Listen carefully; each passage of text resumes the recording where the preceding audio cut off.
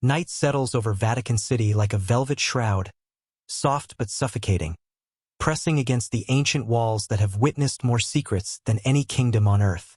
The tourists are gone. The clatter of shoes on marble has faded. Only the distant echo of bells lingers in the air, vibrating through the cold stone as if the city itself is whispering a warning. Beneath the dome of St. Peter's Basilica, the world feels frozen, suspended between heaven and a truth long buried in darkness. A single lantern flickers in the corridor of the Apostolic Archive. Its glow trembles, painting long, jagged shadows across columns that rise like pillars of time. An archivist, old, stooped, carrying the weight of more years than he dares to admit, walks slowly toward a door few have ever seen, and even fewer have ever entered. His hands shake not with age but with fear. Tonight, he is doing something forbidden. He reaches the end of the corridor, where a narrow iron door stands guarded by centuries of silence. Its metal is scarred, as if someone once tried to tear it open in desperation. Above it, barely visible, is an inscription carved in Latin. For the eyes of the anointed alone. The archivist pauses, listening for footsteps, for the slightest sign that he has been followed. But the Vatican sleeps, or pretends to. With trembling fingers, he inserts a small bronze key into the lock. The mechanism clicks like a whisper breaking after years of restraint. The door creaks open, revealing a spiral staircase descending into the earth. A cold draft escapes upward, carrying the smell of stone and something older than the church itself. He hesitates only a moment before beginning his descent, the lantern swinging lightly in his grip, casting fractured beams of gold across the walls.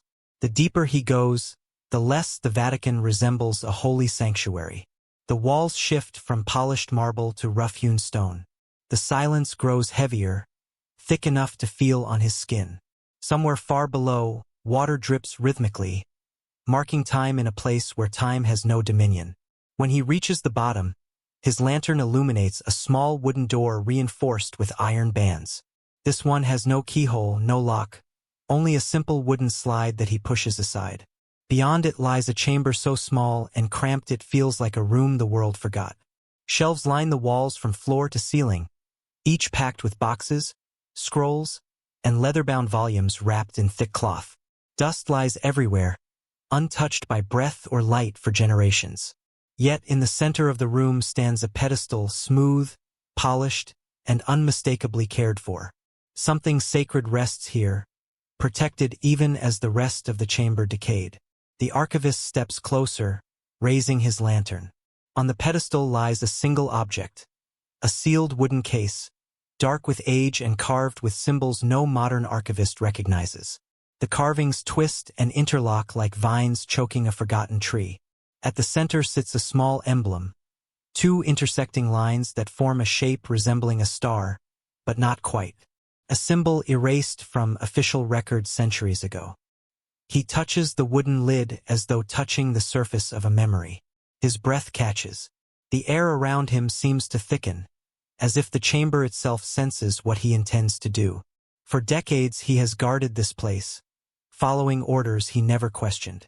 But recently, a rumor, passed quietly between scholars and priests, has unsettled him. A claim that the church's earliest leaders were not only spiritual shepherds but heirs to something far more earthly. A bloodline, a lineage that did not end with martyrdom or legend, but one that continued, hidden, protected, feared. He lifts the lid. Inside the case rests a tightly rolled scroll bound with a faded red ribbon. The parchment is cracked but intact, its edges darkened by centuries of secrecy. Carefully, almost reverently, he unfastens the ribbon. As he unrolls the document, the lantern light reveals lines of ancient script, names, dates, connections traced in sprawling calligraphy. The archivist's breath trembles as he reads. Some names he recognizes from doctrine. Others were erased from history long ago. And then his eyes fall upon a passage he has only heard whispered in cautionary tales. A line describing the offspring of the first witness. A descendant believed to carry both divine favor and human vulnerability. His heart pounds. His hands shake. He forces himself to keep reading until he reaches the final entry, written in hurried strokes as if the scribe feared discovery. The last line is not a name but a command. Guard the blood. Hide the truth. The world must never know. A sound breaks the silence. A soft scuff, like a shoe on stone. The archivist freezes, lantern trembling in his grip. The chamber seems to contract, shadows tightening around him. He turns slowly, expecting to see a guard, a cardinal, perhaps even a figure he cannot explain. But the doorway is empty. Still, he knows he is not alone. The Vatican does not allow secrets to walk freely. And this secret, this fragile lineage recorded in fading ink, has shaped wars, silenced dissent, and erased entire families from history. The archivist understands now why his superiors forbade even the mention of genealogical inquiries, why certain scholars disappeared, why some truths never reached the public. Because this discovery could unravel everything. He gently re-rolls the scroll and places it back into the wooden case. But before closing the lid, he hesitates. The thought returns, intrusive and powerful. If the truth is this dangerous, then perhaps the world deserves to know. Perhaps the burden of secrecy has lasted long enough. He takes one last look at the script inside. His voice cracks as he whispers, barely audible in the suffocating dark. They will come for this. They will come for me. The lantern flickers. A cold breeze moves through the chamber though no door has opened. The archivist closes the case, extinguishes the light, and climbs the stairs with the weight of centuries pressing on his shoulders. Above him, the basilica stands silent, unmoving, watching, and somewhere deep in its foundations, the secret bloodline sleeps, waiting for the moment when the world is no longer able or willing to ignore it. Dawn breaks slowly over the ancient city of Jerusalem, casting a soft golden haze across the old stone streets. The morning light spills over rooftops, touching places where the first followers of a new faith once gathered in secret, whispering prayers beneath the fear of persecution. Long before the power of Rome, long before the Vatican's towering walls, there was only a small group of men and women who believed in a message that defied empires. They were fragile, hunted, yet destined to change the world. But among them, if old letters and lost testimonies are to be believed, was a figure whose story has never been allowed to surface fully, someone whose legacy was not only spiritual but familial. A lineage, a thread woven through history like a faint line of fire that refused to die out, no matter how desperately others tried to extinguish it. The earliest days of Christianity were turbulent. The apostles scattered across continents, carrying a message of hope while evading the authorities who saw them as rebels. They wrote letters in code, entrusted secrets only to those they believed completely, and often vanished into the pages of history without explanation. Yet in these early movements something happened, something the church later worked tirelessly to silence. The story begins not with the grand figures taught in religious tradition, but with the quieter ones. Unnamed followers, families, communities who sheltered fugitives, preserved teachings, and sometimes carried with them a burden far heavier than faith alone. They carried blood, the blood of someone whose connection to the origins of Christianity could destabilize everything the later church tried to control. For centuries, scholars puzzled over strange gaps in early texts. Mentions of a kinship of the witnesses, references to the seed of the chosen, and rumors that one apostle in particular had not died without leaving heirs. These were always dismissed as symbolic, poetic, or heretical. But documents unearthed in desert caves, coastal monasteries, and forgotten catacombs all hinted at the same uncomfortable possibility, that the foundations of early Christianity were entwined with an earthly family line. Records from the 2nd and 3rd centuries speak strangely of a household, whose members traveled between Judea and the eastern Mediterranean, protected by small Christian communities but feared by local Roman governors. Their names are rarely mentioned outright. Instead, the texts use symbols, branches, stars, circles, as if writing them plainly would bring danger. And history shows that such danger was real. Entire families disappeared overnight. Villages that harbored certain followers were burned. And religious leaders who questioned the official narratives were labeled heretics. Why, in a movement built on faith, was blood such a threat? The answer begins with a simple truth. Power. The early church was fractured into dozens of factions, each with its own interpretation of teachings. Some groups believed that leadership should be spiritual alone, chosen by prayer and consensus. Others believed authority must come from a direct connection to the original witnesses. And then there were whispers of a third belief, that someone carried the physical lineage of a foundational figure, someone whose bloodline would grant them an unchallengeable claim to leadership. If such a person existed, if descendants existed, they represented the most dangerous threat imaginable to the emerging institution. Doctrine could be debated, visions could be questioned, but blood was undeniable. As Christianity grew, spreading from humble homes to grand halls, its leaders understood they needed unity to survive. Rome was watching. Empires tolerated no rival authorities. And so, slowly, stories changed. Names were omitted. Lines in texts were erased, reshaped, rewritten. What had once been a movement of people, real, flawed, human, became a movement of ideas alone. The humanity was stripped away, replaced with symbolism. But not everything could be erased. In the 4th century, a scholar named Marcel Linus wrote of a family marked by the sign of the witness, who fled Jerusalem after the fall of the temple. His writings were suppressed. He vanished soon after, his home confiscated by church authorities. Another text, found in the ruins of a Syrian monastery, speaks cryptically of a branch carried westward, preserved in the blood of the faithful. The manuscript was hidden inside a wall, as if someone feared it would be destroyed. Centuries later, during the chaotic years of the Crusades, chroniclers in the Levant recorded meeting European knights who carried symbols said to trace back to early Judean families. Their claim was not political, it was ancestral. Some were mocked, others were killed. But the records remain, fragmented but persistent, clues pointing toward a lineage with roots deeper than aristocracy, deeper than royalty. A lineage tied to the very origins of faith. Even the Vatican's own scholars, when speaking privately, admit that early Christian history is full of silences, long, unnatural gaps where individuals simply disappear from the record.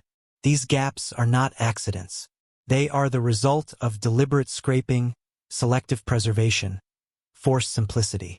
Because if the Church's authority depended on spiritual legitimacy alone, any hint of a competing bloodline had to be buried so deeply that no one could resurrect it. But history has a way of leaving crumbs. And every era produced at least one person who noticed something that did not fit. A bishop in the 800s who wondered why certain family names kept reappearing around church councils. A monk in the 1200s who copied genealogies that should not have existed. A priest in the 1500s who found, among confiscated books, a scroll linking a prominent European family to a Judean ancestor whose identity was intentionally obscured. Each time someone came close to uncovering the truth, their work ended abruptly. Their manuscripts were seized, their careers destroyed. Some died under mysterious circumstances. And the question that emerges is simple but unsettling. What truth was so dangerous, so destabilizing, that the Church spent centuries suffocating it? It was not a doctrine, not a prophecy, not a heretical teaching. It was a bloodline, a family whose existence threatened to shift the axis of power. A family whose story began in the shadows of Jerusalem and spread silently through lands and centuries. A lineage that survived not through wealth or armies, but through secrecy, whispers, and generations of quiet endurance. The archivist who opened the sealed case beneath the Vatican may not have known the full weight of what he held, but he understood the pattern, the silence, the fear, the erased names. The scroll he discovered was not the beginning of the story. It was a continuation of something that started 2,000 years earlier.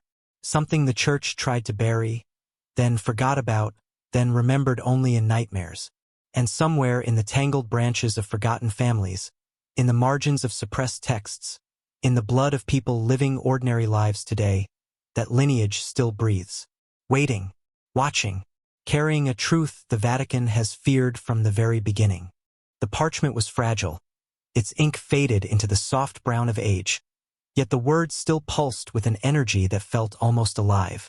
When scholars first stumbled upon the controversial 9th century letter, they dismissed it as an anomaly, an orphan text with no home, no context, no author to trace.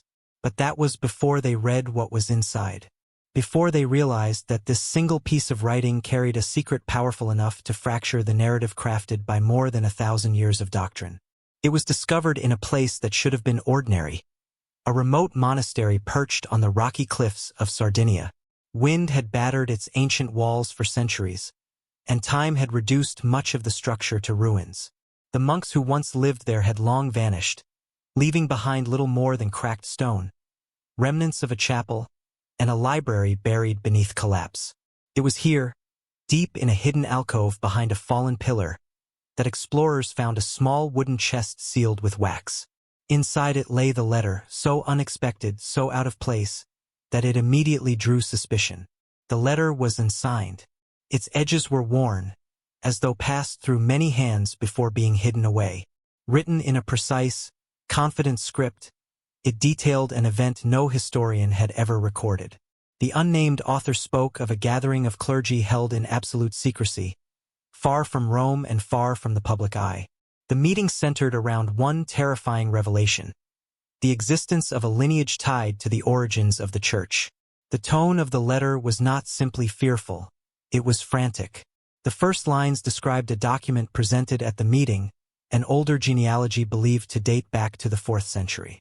According to the letter, the genealogy did not trace bishops or martyrs, but a single family line beginning with what the author called the first witness. The implication was unmistakable. This was not a symbolic witness, not a metaphor. It was a blood descendant of one of the earliest figures of Christianity, someone whose heritage, if revealed, could challenge the entire structure of ecclesiastical power. The writer went on to describe arguments, panic, and the immediate order for the genealogy to be destroyed. But some bishops objected. They argued that erasing truth, no matter how dangerous, was a betrayal of the faith itself. Others insisted that the survival of the Church depended on burying the past. The letter recounted their exact words: "A truth that unseats the throne must be chained forever." What followed was a description of fear not of heresy, but of instability. If the lineage were known, if the descendants came forward, they might be seen as more legitimate than those chosen by councils and votes. They could claim the right to lead, not through political maneuvering or Rome's decree, but through blood. Blood that could not be rewritten. Blood that carried the weight of origin. And so the letter stated, with chilling clarity, that every copy of the genealogy was to be seized. The scribes responsible for preserving it were to be punished. Some were exiled, others simply vanished. A final command: let no trace remain in the memory of men. But the author knew something the others did not. He had kept one copy, hidden it, trusted it to a monastery far from Rome's reach. The letter then shifted in tone, becoming almost confessional. The writer admitted he feared he had made a mistake, that the truth he preserved could bring unimaginable consequences. He begged the future reader, whoever might one day discover his words, to judge him gently. "I have sinned in silence," he wrote, "but greater would be the sin to let truth die."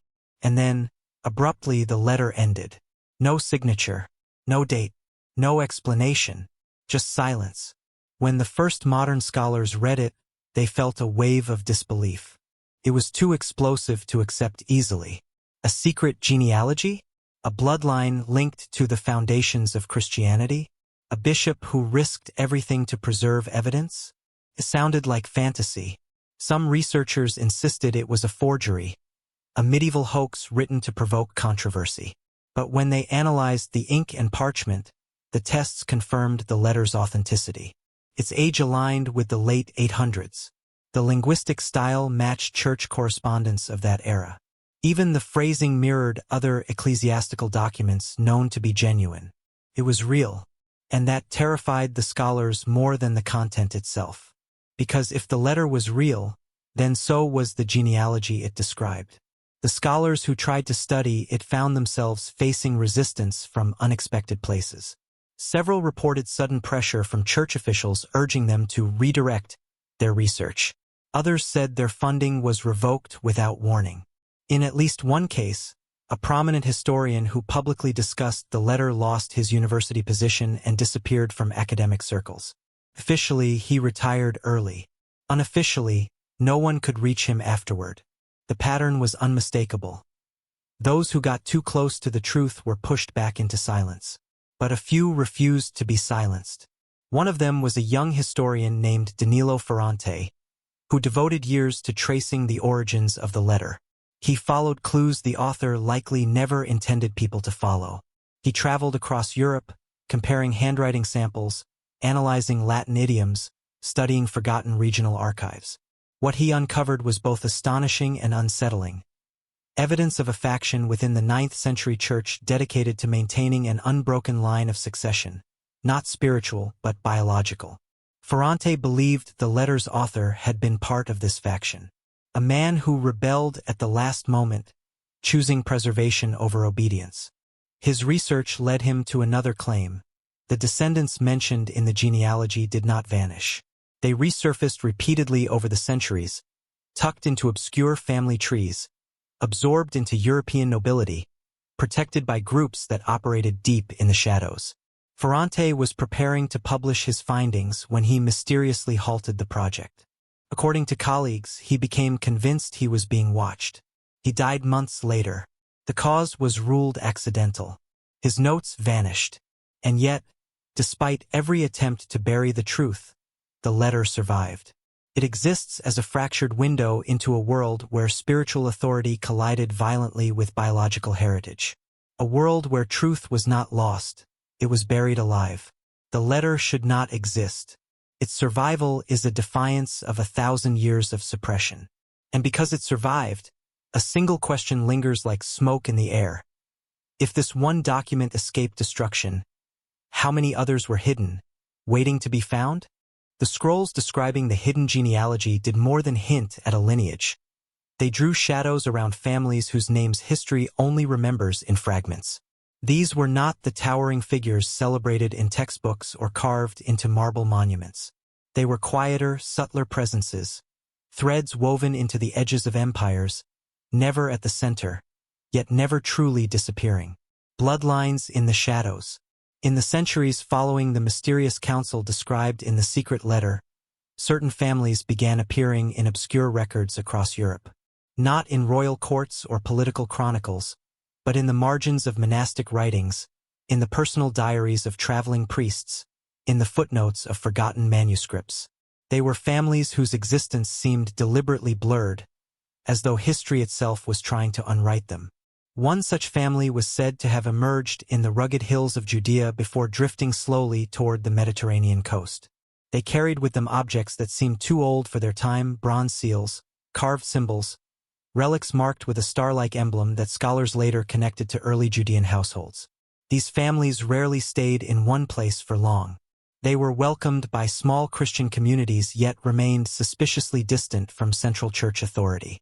Priests wrote about them with caution, describing their strange blend of humility and importance, their uncanny ability to attract followers while evading scrutiny. They lived simply, yet traveled with an air of significance. They blended in, yet always stood slightly apart. And over the generations, these families moved westward.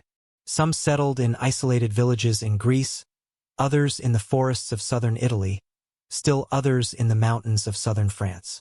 At each stop, they left behind small traces, symbols carved into door frames, unusual naming traditions, documents written in scripts that did not match local languages. These fragments alone would have been curiosities, nothing more. But taken together, they formed a peculiarly consistent pattern.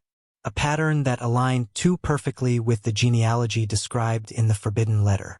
Historians later discovered a curious detail. These families avoided positions of influence.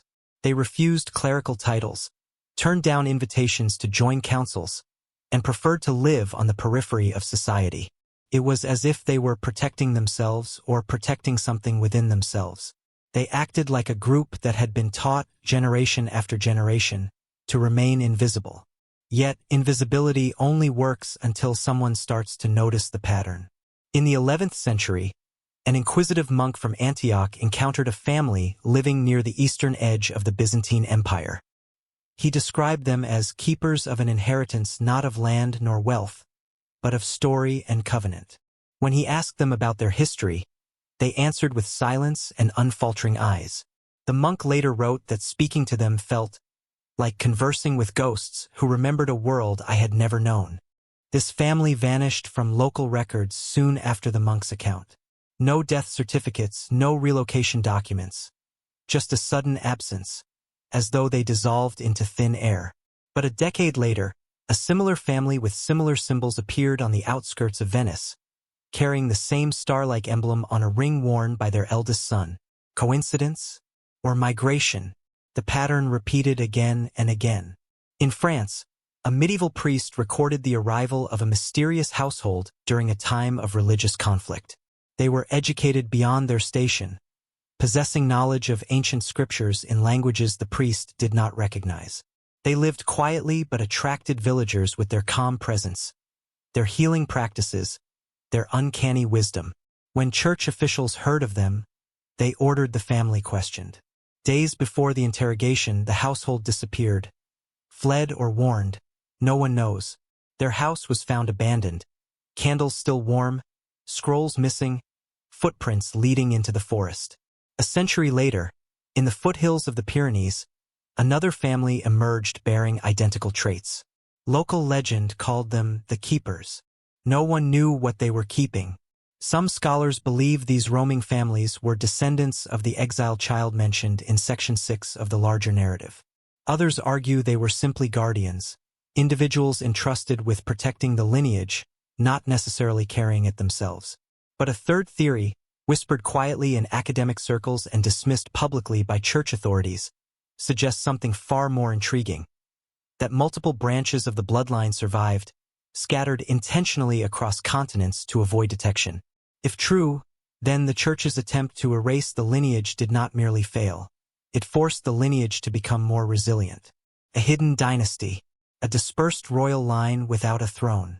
Throughout the Middle Ages, the church's focus on doctrinal purity intensified. Councils met, heresies were condemned, and records were aggressively standardized.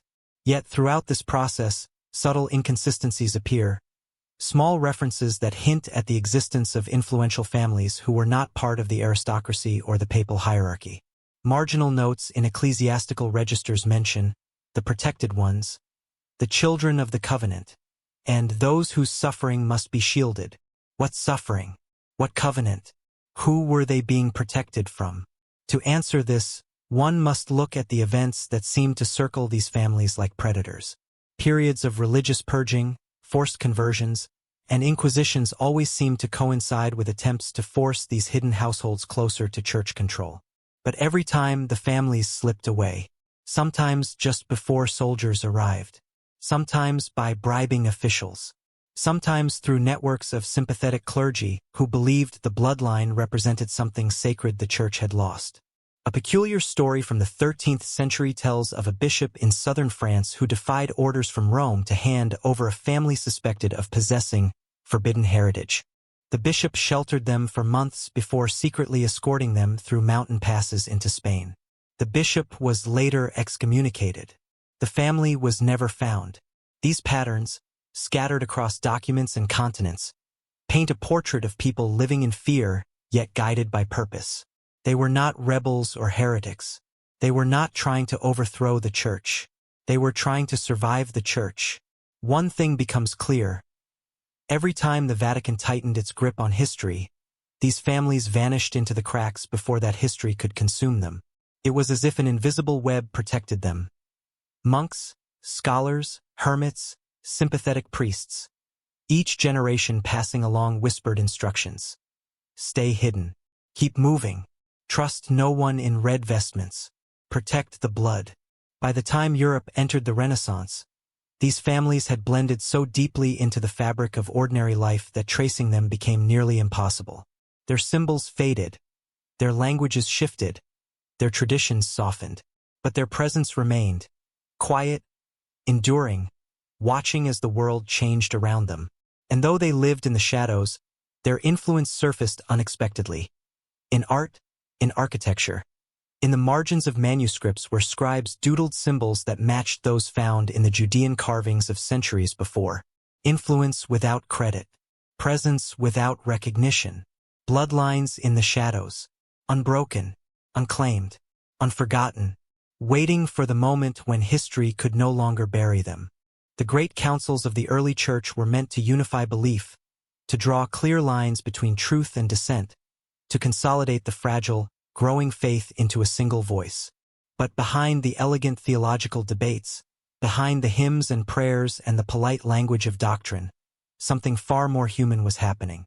A battle for power, a struggle for ownership, a quiet war over who would control not only Christianity's message, but its history. The Council of Nicaea, remembered as a monumental meeting of faith, was in reality a battlefield of contradictions.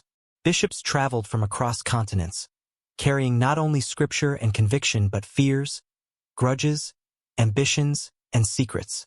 Some came as defenders of purity. Others came to silence rival interpretations. And hidden among them were a select few who came with another purpose entirely, to ensure that a certain lineage never surfaced again. Official history describes the council as a debate over theology, words, definitions, interpretations of divinity. But beneath the speeches and scrolls, whispers passed from bishop to bishop like smoldering embers. Rumors that an ancient genealogy still existed, that a bloodline tied to the earliest Christians had somehow survived, and that certain factions believed this bloodline threatened to overshadow the authority of any council, any pope, any church edict. According to scattered records and the controversial 9th century letter, one faction known informally as Custodes Arcana, the keepers of the secrets, arrived at Nicaea with a terrible goal. They intended to erase all remaining mentions of the lineage, to strike out names, obliterate connections, and turn blood into myth. For them, unity required a clean slate, a story written without the messy complications of family, inheritance, and earthly claims to sacred authority. But their opponents saw things differently. A smaller faction, scholars, mystics, and bishops with a more ancient perspective, felt the bloodline was part of the truth, not a threat to it. For them, the lineage represented continuity, a bridge between the human and the divine. They believed suppressing it was not only dishonest but spiritually reckless. These men had no ambitions of elevating descendants to positions of power. They simply believed truth should not be erased because it was inconvenient. Their disagreement was never recorded officially, but fragments of their letters reveal a deep and fearful division. One wrote, "We come not to debate God, but to bury men whose only sin is birth." Another wrote, "If this lineage is destroyed, the church will build its foundation upon silence instead of truth." The arguments grew heated. Meetings stretched late into the night. Alliances formed and dissolved in the span of hours. And slowly, the majority began to side with the keepers of the secrets. Not because they believed the lineage was dangerous, but because they feared the alternative. If the descendants ever appeared, if they ever stood before the world, if they ever claimed a connection stronger than councils or hierarchies, the authority of the church would fracture like glass. Fear won, and fear, once rooted in power, grows mercilessly. During the final days of the council, a series of quiet but decisive actions took place behind closed doors. Scribes were ordered to remove certain passages from early writings. Monks tasked with preserving genealogies were summoned and interrogated. Some were compelled to swear oaths of silence. Others were never seen again. Copies of disputed texts were burned, not in public bonfires, but in hidden hearths beneath stone chapels where no witness could record the destruction. One record describes a monk clutching a scroll and crying, "This is the last of them," before it was torn away. The scroll was never found. By the time the council concluded, the official documents presented to the world contained no mention of bloodlines, no hints of earthly inheritance connected to the apostles, no trace of an ancient family whose survival had once been whispered among early Christians.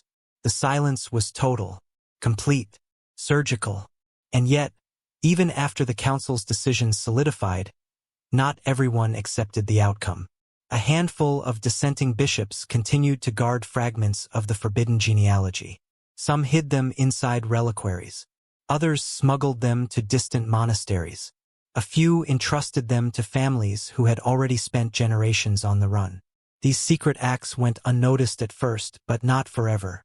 Within a decade, church agents began searching for the dissenters. Some bishops were accused of heresy. Others died suddenly with no explanation given. A few recanted under pressure, revealing the hiding places of scrolls and letters that were promptly confiscated. But every time one document was seized, another seemed to appear elsewhere. Every time a family was forced into hiding, another surfaced with symbols carved into their doorposts. Every time the Vatican believed the lineage had been erased, a rumor resurfaced that it still lived quietly among the faithful. Destroying names was easy. Destroying blood was not. The Council of Nicaea became a turning point, not just for theology, but for the secret war over history itself. The official narrative would dominate public understanding for centuries. But beneath that narrative lay a buried truth, that an entire dynasty had been intentionally silenced to protect the church from internal fracture. One scholar described the aftermath as a wound stitched shut with gold thread. It looked unified, holy, complete. But beneath the surface, infection remained. And yet the most astonishing part of the story was not what the council erased, but what it failed to erase. Because unknown to the bishops who voted and prayed and argued beneath the vaulted ceilings, a single child carrying the forbidden bloodline had already left Rome, smuggled out under cloak of night, carried toward a future no one could foresee. A child whose existence would whisper through history like a hidden heartbeat. A child who would ensure that the truth the council tried to silence would one day return, not as a rumor, not as a myth, but as a revelation waiting for its moment. Night fell over Rome like a warning. Torches hissed in alleyways. Cloaked figures moved through narrow streets where the ordinary sounds of city life had been swallowed by dread. Somewhere inside the labyrinth of stone and shadow, a child, no more than 6 years old, sat wrapped in a woolen cloak, unaware that every step taken that night would determine the fate of a bloodline that the church had sworn must never survive. The purge had begun quietly, a whispered order from men in scarlet robes, an unmarked scroll delivered to select bishops, a sudden tightening of surveillance around families rumored to descend from early Christian leaders. No announcements were made, no public accusations, just doors broken in the middle of the night, homes ransacked, people dragged into the streets and taken away without explanation. The child's family had lived in a modest villa on the outskirts of Rome, staying unnoticed for years. They kept to themselves, avoided public gatherings, avoided drawing attention. But secrecy only works until someone decides to look closely. One evening, soldiers appeared at their gate. By dawn, the house was empty, windows shattered, footprints trampled into the dust. And the child, miraculously, was nowhere to be found, because someone had intervened. A monk named Valerius, sworn to a life of silence, had watched over the family from a distance. He had been entrusted with a single task. If the purge ever began, he must protect the child, no matter the cost. He had no army, no allies, no authority, only conviction. And so, as soldiers stormed the villa, Valerius slipped through a hidden passage and carried the child away wrapped in a cloak, whispering prayers under his breath as though the words themselves could shield them. They fled through forgotten streets, the monk's breath ragged as he dodged patrols and cut through ruins older than the empire itself. The child clung to his robe, confused, terrified, yet oddly calm, as though sensing something within himself that neither fear nor darkness could extinguish.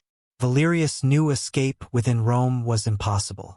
Too many eyes watched, too many ears listened. Their only hope was to reach the countryside, to vanish beyond the reach of Rome's iron grip. But the journey would be perilous. Roads were guarded, villages filled with informants. The church's agents were relentless. They carried lists of names, descriptions, symbols associated with the forbidden bloodline. And on those lists was the child now in Valerius's arms. They reached the city walls at dawn. The gates were already opening for farmers and merchants. Perfect cover, but only if they moved quickly. Valerius walked with forced confidence, lowering his head, holding the child as though he were nothing more than a sleeping orphan. A guard stopped him, eyeing the bundle. "You travel early, brother," the guard said. Valerius nodded without speaking. "Where are you headed?" He pointed south, toward the farmlands. The guard stared a moment longer. Then, without warning, he reached for the edge of the cloak, about to expose the child's face. Before he could touch it, a commotion erupted behind them. A mule broke free from a cart, braying loudly, knocking over barrels. The guard turned instinctively, shouting orders. Valerius walked straight through the gates without looking back, heart pounding, thanking God or fate or chance. He could not tell which. Once outside the city, the monk followed old forest paths, avoiding main roads. The child slept most of the day, exhausted by fear and flight. At night, they rested beneath olive trees, the stars their only witnesses. Valerius told the child stories, not from scripture but from memory. Stories of ancestors who had walked the earth long before Rome, people who carried a spark the world could not extinguish. The child listened wide-eyed, not fully understanding, but absorbing every word like seeds planted in the dark. After 3 days, they reached the edge of a dense forest. Hidden deep within it was a monastery known only to a handful of wandering monks. It was a sanctuary for those fleeing persecution, a place where silence was not a burden but a shield. Valerius believed they would shelter the child, but others had anticipated his path. As they approached the monastery, figures emerged from the trees, soldiers dressed not in the garb of Rome, but in the robes of the church. Their leader stepped forward, holding a parchment bearing the broken seal of a cardinal. "Brother Valerius," he said coldly, "you carry something that does not belong to you." The monk's grip tightened around the child. He stepped back, eyes wide with panic. The soldiers moved in. Then, from the monastery gates, a bell tolled. A deep, resonant sound that cut through the forest like a warning. Monks poured out, forming a shield around Valerius and the child. Their leader, an elderly abbot with a long silver beard, raised his staff and shouted, "This child is under our protection." The soldiers hesitated. Monasteries were sacred ground, but orders from Rome left little room for mercy. The leader signaled again. The standoff tightened, and then the abbot spoke a phrase that froze every soldier in place. "This child bears the mark of the witness." A ripple of fear moved through the soldiers like a cold wind. They glanced at each other, suddenly unsure. The mark was a legend, spoken only in the deepest corners of church history, forbidden to repeat. A sign of lineage, a sign of danger. The soldiers withdrew. Fear, not faith, drove them away. The abbot led Valerius and the child inside, barring the doors with heavy beams. The sanctuary swallowed them in darkness and safety. For the first time in days, Valerius allowed himself to breathe. The monks tended to the child, offering food and warm blankets. But the abbot pulled Valerius aside and whispered urgently, "This place is safe for now, but the church will not stop. You must continue your journey." "Where?" Valerius asked. "To the mountains," the abbot replied. "There is a place where the bloodline once found refuge. You must take the child there." Valerius bowed his head, exhausted yet determined. He had carried the child through danger, through darkness, through the jaws of death itself. But the true journey had only begun. That night, as the child slept peacefully for the first time since Rome, Valerius gazed at him with a mixture of awe and sorrow. This child had no idea who he was, no idea what destiny pulsed through his veins, no idea what the world would try to take from him. But Valerius knew. He whispered softly, "You are the last hope of a story they wanted to erase." Outside, the wind howled like a warning across the monastery walls. The bloodline lived, and now it was running for its life.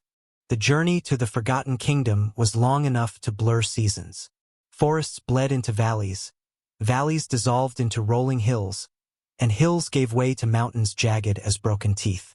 Valerius and the child traveled mostly by night, guided only by the stars and the strange symbolic map carved centuries before. The world grew colder as they moved north, as though the land itself resisted their arrival. On the 17th night since leaving the monastery, they crossed a narrow stone bridge arching over a roaring river, a river that matched the spirals on the ancient map. Valerius paused, tracing the symbol in the air. They were getting close. By dawn, they reached the edge of a vast, wind-swept plateau. Mist clung low to the earth, crawling like a living thing across the cracked ground.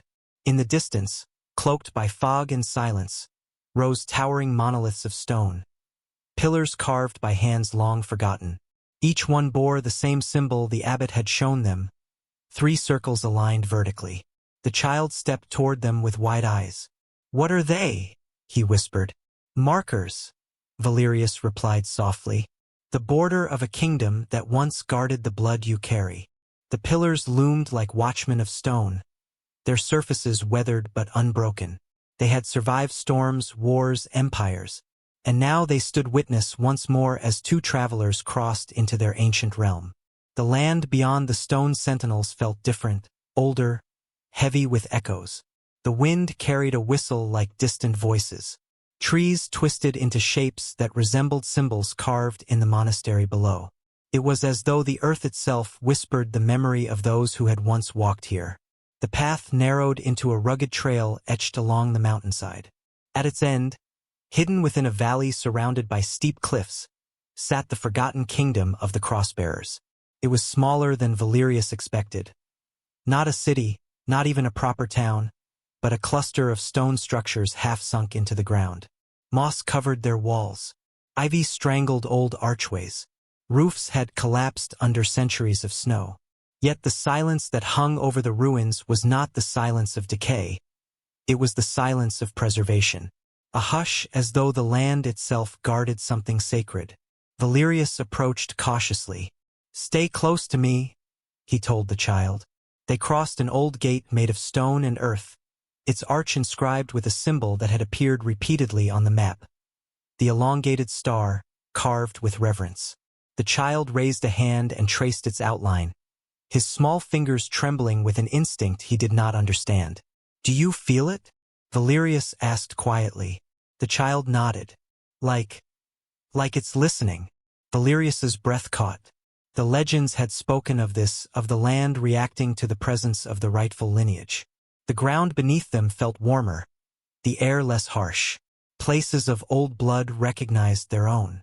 They moved deeper into the ruins. Streets once lined with life now lay cracked and broken. A stone well sat in the center of a square, its rope long rotted away. Houses made of thick stone leaned precariously, yet still carried carvings of ancient Judean motifs mixed with early Christian shapes. Stars, branches, and crosses blended together in a language lost to time. The crossbearers had not been ordinary rulers.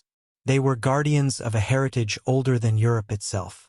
A kingdom built not on conquest, but on exile. Refugees who had pledged their lives to protecting the descendants fleeing Rome. Their loyalty had been woven into stone, etched into their walls, hidden in their symbols. Valerius stopped at a circular platform in the heart of the ruins. The platform bore carvings so precise they seemed recent, untouched by erosion. At its center was the symbol of the intersecting star, the same one the child carried around his neck. "Here," Valerius murmured. This was their gathering place. The child stepped onto the platform. As soon as his foot touched the stone, a sudden gust of wind swept through the valley, swirling dust and leaves in a spiral around him. Valerius shielded his eyes, startled. The child stood still, watching the whirlwind with calm curiosity. And then, just as suddenly as it began, the wind died. Everything fell silent again. Valerius realized the truth in that instant. The land was responding to him. The bloodline had returned after centuries of absence. The kingdom, though abandoned, recognized its heir. As daylight faded, they sought shelter in what had once been the kingdom's central hall, a tall structure with broken pillars that still reached toward the sky like skeletal fingers. Valerius lit a small fire from dry roots he gathered near the riverbank. The child sat close to the flames, warming his hands. "Who lived here?" he asked. "People who carried part of your history," Valerius answered. People who protected the ones who came before you. Why did they leave? Valerius glanced at the shattered roof, the empty windows, the shadows dancing along the walls. Because the world changed around them, the church grew stronger. The borders shifted. Wars came, storms came. But most of all, they left so the bloodline could scatter far enough that no single blow could destroy it. The child pondered this in silence. When the fire dimmed and night wrapped the ruins in darkness, Valerius walked outside alone. He gazed at the stars, the same constellations carved into the ancient map. The sky above this forgotten kingdom seemed clearer, brighter, as though the heavens themselves bent closer to the earth. He knelt in the dust, tracing the symbols on the stone platform again and again, feeling something stir beneath the surface. A resonance, a memory, and then he saw it, a glint of metal inside a cracked stone pillar. He reached into the crevice and pulled out a small bronze medallion, worn smooth, but still bearing the unmistakable elongated star. It had been hidden intentionally, protected from time. Valerius's heart pounded. Someone, centuries ago, had left this here for a moment just like this. He carried it back to the child. "What is it?" the boy asked. "A sign," Valerius whispered. "A message from those who came before you. They wanted you to know. You are not the first, and you are not alone." The child stared at the medallion with wide, unblinking eyes. For a moment, he seemed far older than his small frame suggested, as though a memory buried deep in his blood was rising to the surface. The fire crackled softly. Outside, the wind whispered through the ruins like a voice calling across centuries. And in that forgotten kingdom, carved from stone, silence, and sacrifice, the child who carried the forbidden bloodline finally stepped into the legacy the world had tried to erase. A legacy that had been waiting for him, waiting for this moment, waiting for history to awaken. The tomb lay at the far end of the forgotten kingdom, half buried under centuries of earth and shifting stone. Valerius discovered it almost by accident. He had followed a faint trail of carvings, stars etched into boulders, lines forming spirals on ancient doorframes, until they converged at the base of a cliff. There, hidden beneath thick roots and moss, was a slab of stone shaped like a doorway. The earth around it felt strangely warm, as if it breathed. The child stood beside him, drawn to the place with an instinct he couldn't explain. His eyes tracked the carved symbol at the center of the stone slab. The elongated star, carved deeper and more precisely than anywhere else in the ruins. Valerius brushed away dirt and vines. "Someone sealed this intentionally," he murmured. "Not to keep us out, but to keep something safe inside." Together they pushed. The slab shifted with a groan, then slid open just enough to reveal a narrow passage descending into darkness. A cold drift of air escaped from the opening, carrying the scent of ancient dust and the faint metallic tang of old stone. The child hesitated. "Is it dangerous?" Valerius touched his shoulder gently. "The danger outside is far greater than anything in here." They stepped inside. The passage grew tighter as they descended. Candlelight flickered along the walls, revealing carvings that spiraled like galaxies, symbols the child's ancestors once used to encode memory.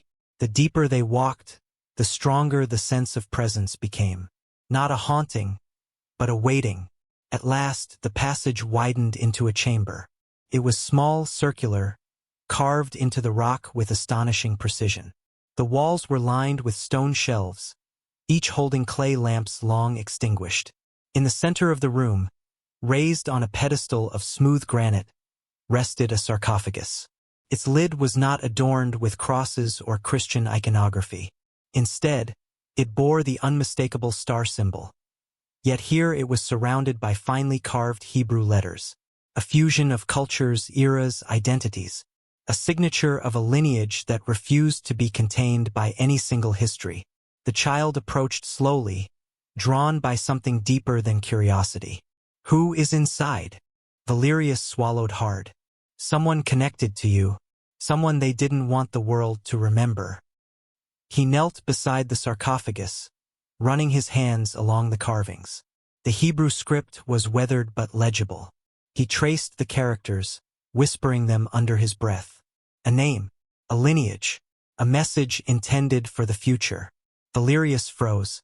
This is a royal burial, he whispered. But not of a European king. The child looked at him, puzzled. Then of who? Valerius drew a trembling breath. Of someone whose ancestors came from Judea. Someone who fled persecution long before you. The candlelight trembled, as though the air itself recoiled at the truth. He scraped away more dirt. Beneath the dust lay a second line of text, older, more jagged. When he sounded it out, his voice wavered. This person was of the lineage of the witness. The child felt the words inside his bones. This was no ordinary burial place. This was a secret crypt meant to preserve the memory the church had tried so feverishly to erase. Valerius tried to lift the lid. It resisted at first, sealed by centuries. But with the child's help, it shifted. A cold gust escaped, carrying the scent of preserved linen and old oils. Inside lay a body wrapped tightly in layers of fine cloth patterned with oxidized threads of gold. Time had taken its toll, but the preserved form still radiated dignity. Resting atop the linen, placed deliberately, was a carved wooden pendant identical to the one the child wore. Valerius's breath caught. It's the same symbol, passed down through centuries. The child touched the pendant gently, as if meeting a distant ancestor. Valerius scanned the interior of the sarcophagus for more clues. Along the inner walls, carved texts recorded fragments of a story. A great flight from Rome, a safe haven built in these mountains, a dynasty born of refuge and sworn to secrecy. Then he uncovered something even more startling. Small metal containers tucked into the corners of the sarcophagus. He opened the first and found thin sheets of beaten copper inscribed with lines of text. A genealogy, names, birthplaces, movements across continents. The child leaned closer. What does it say? Valerius stared in shock. This traces the line of the witness. From Judea to here, this person was part of your lineage. You are connected to them by blood.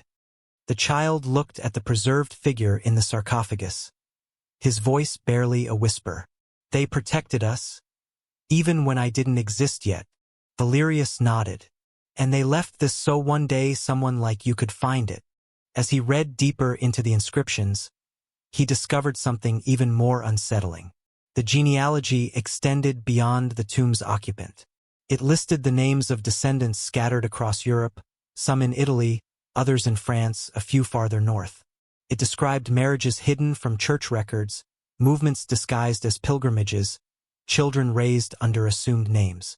A secret population silently carrying the forbidden blood. Valerius trembled. This confirms everything the church feared. He knew what it meant. If these copper sheets ever reached Rome, the church would suppress them instantly. They would destroy the tomb, erase the kingdom's ruins, and hunt down anyone who dared speak of the bloodline. He carefully returned the sheets to their place and replaced the lid slightly, leaving the ancestor to rest. But before they left, he noticed one more object, tucked beneath the ancestor's hands. A stone tablet, small and rectangular, engraved with a symbol he had never seen before. It resembled the elongated star, but fractured into two halves. What is this? Valerius asked. The child stared at it for a long moment, then spoke softly. It's not broken. What do you mean? It's two paths, the child said, his voice distant, almost trance-like. Two branches. Valerius felt the air tighten around them. Two branches. Not one bloodline. Two. The implications struck him like a blow. The church had hunted one lineage for centuries, unaware that another had survived elsewhere. Another family. Another hidden dynasty. Another thread of the same forbidden origin. Valerius's pulse quickened. If there are two lines, the church's purge failed before it even began. The child nodded slowly. They looked only where the light was. They never searched in the dark. They stood in silence as the weight of the revelation settled around them. The tomb was not a burial place. It was a testament, a message across time, a declaration that the truth, no matter how deeply buried, cannot be extinguished. Valerius extinguished the candle and guided the child back through the narrow passage. As they emerged into daylight, the wind swept across the ruins, carrying with it the quiet promise of lives once lived, sacrifices once made, secrets once kept. The child looked back at the sealed tomb one last time. "I will not forget," he whispered. The kingdom had given him its past. Now the world outside would soon test his future. The story of the Pope who knew too much does not begin in the splendor of the Vatican, but in the dim quiet of a private study, lit only by a faint glow of candle flame reflecting off polished marble floors. It was here, in the heart of the 13th century, that Pope Lucianus II sat hunched over fragile documents he was never meant to see. They had arrived in his hands by accident, or perhaps by destiny. A messenger from a distant monastery had delivered a sealed package, believing it contained innocuous correspondence. Instead, it held a fragment of something ancient, something forbidden. Inside were lines of genealogical markings that matched no known family trees in Rome. Names written in a script older than Latin but unmistakably tied to early Judean tradition. At first, the Pope dismissed them as relics of scholarly curiosity. But as he traced the path of the names, he froze. Certain symbols repeated themselves: stars, crosses, and spirals identical to those found on the earliest Christian artifacts. One name in particular stood out, marked with a sign that made his hands tremble. A descendant of the first witness. A bloodline they had sworn centuries ago to erase. Lucianus was not like the popes who came before him.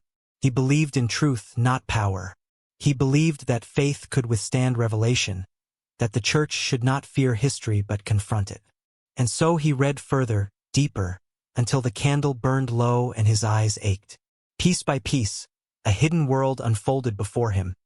Families chased into exile, kingdoms built on refuge, a lineage running like a faint thread beneath the vast tapestry of Europe. When he finished reading, he whispered into the silence, "My God! What have we done?" In the days that followed, the Pope withdrew from public ceremonies. He appeared pale, distracted, burdened. The cardinals noticed immediately. They exchanged worried glances, whispered in corridors, asked the papal physician to check his health. But no illness could explain the fear in his eyes. Lucianus understood the danger of what he had uncovered. If this lineage existed, if descendants were still alive, then the church's entire structure of authority, built over centuries, could be shaken. But instead of silencing the truth, he resolved to bring it to light. One night, he drafted a private letter addressed to the College of Cardinals.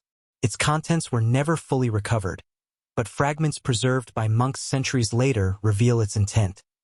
We cannot continue to govern in the shadow of omission. The truth, however heavy, belongs not to us but to history. He planned to read the full letter at the next gathering of the college. A radical act, perhaps even suicidal. But Lucianus believed transparency was the only path forward. For days he prayed in the Chapel of Tears, asking for strength, demanding wisdom from a God whose silence felt heavier than stone. But the closer he came to revealing the truth, the more closely he was watched. There were factions within the Vatican, powerful ones, who had dedicated their existence to protecting the secrecy of the lineage. Some had forgotten the reason behind the suppression. Others remembered all too well.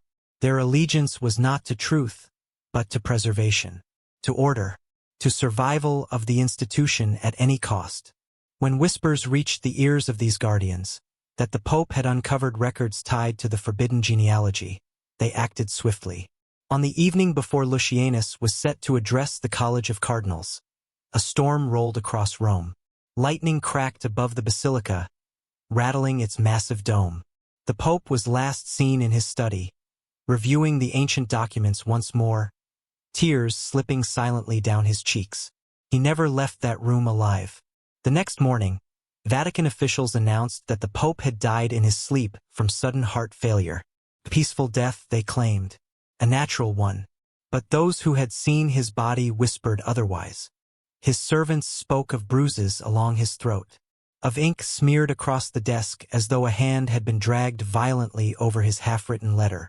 The fragments of the ancient genealogy he had studied were gone, replaced by a neat, empty parchment. His private journal, where he wrote his reflections, fears, and spiritual confessions, vanished without a trace. The Vatican ordered an immediate funeral, faster than protocol allowed. No autopsy, no public viewing. His chambers sealed. His belongings catalogued by a small group of clerics loyal to the faction that wanted the truth buried. But they made a mistake. One page of his private journal had been missed. Perhaps it had fallen behind a desk. Perhaps a sympathetic servant hid it. Whatever the reason, the page resurfaced years later in a library far from Rome. Found in the back of a manuscript, stitched between unrelated pages as if someone had tried to smuggle it away. That single sheet of parchment contained a chilling line. I have glimpsed the lineage they feared, and in fearing it, they have sinned against truth. Tomorrow I speak, if God wills me breath. The ink faded abruptly mid-sentence, as though the pen had been ripped from his hand. The discovery of that page centuries later ignited controversy and suspicion. Some scholars dismissed it as a forgery. Others argued it matched the handwriting of Pope Lucianus precisely. But those who truly understood Vatican history saw something familiar in the pattern. A pope attempting to reveal a truth the Church was not ready to confront, and dying at the exact moment his knowledge became dangerous. Lucianus became a ghost in official Church memory. His writings censored, his reforms undone, his intentions erased. Only a polished image remained, a gentle pope who died quietly in his sleep. But the truth lingered in shadows. He had seen too much. He had understood too much. And he had come too close to revealing the lineage the Church had buried for centuries. The Vatican believed the story died with him. But the missing genealogy fragments he reviewed, the ones he had been ready to expose, did not vanish completely. Somewhere, in a monastery hidden from Rome's gaze, a single page survived. A page that would lead historians, centuries later, to southern France, and to the next chapter of the bloodline story. The fragment of Pope Lucianus's journal should never have survived. It should have remained buried beneath Vatican drawers, locked behind walls of silence, erased like countless documents before it. Yet somehow it escaped, torn free from the machinery of suppression and smuggled into the hands of monks who understood its value even if they dared not speak it. For centuries it lay hidden inside an unmarked manuscript in a quiet, forgotten corner of a provincial library in Avignon, France. It was discovered not by a historian or a priest, but by a young scholar cataloging damaged texts for restoration. He found it when a brittle spine cracked open and a faded slip of vellum fluttered to the floor. At first, he ignored the strange handwriting, assuming it was a misplaced annotation. But then he recognized the curvature of the letters, the punctuation marks, the rhythm of the Latin. This was the handwriting of a pope. He hurriedly brought it to his supervisor, who dismissed it as a medieval imitation. But the young scholar refused to abandon the mystery. He compared the fragment to authenticated letters of Pope Lucianus II stored in Avignon's archives. Every stroke matched, every curvature aligned, every nuance of ink flow confirmed the truth. The fragment was real. It contained barely a paragraph, its edges torn sharply as if ripped hastily from a larger book. But those few sentences carried a gravity that chilled every scholar who read them. A line of witnesses preserved from the wolves in red and gold. They are hidden, scattered, protected by a covenant older than Rome. Should they be silenced, the stones themselves will cry out. The last line ended abruptly, cut mid-thought. The wolves in red and gold. A phrase no pope would carelessly write. A phrase that referred too directly to the powerful cardinals who had opposed him. And there was more. Near the bottom of the fragment, inked faintly as if added in desperate haste, was a row of numbers. Not dates, not scripture references. Coordinates, encoded in the style of old monastic maps.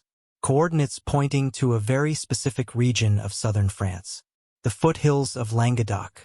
A land long associated with rebellion, mysticism, and ancient heresies. A land that had once sheltered a people whom Rome sought to obliterate. The Cathars. News of the fragment rippled through academic circles like a shockwave. Historians debated its authenticity. The Vatican made no official statement, but privately they sent discreet requests to inspect the fragment. Requests the library politely declined. The scholars sensed the danger.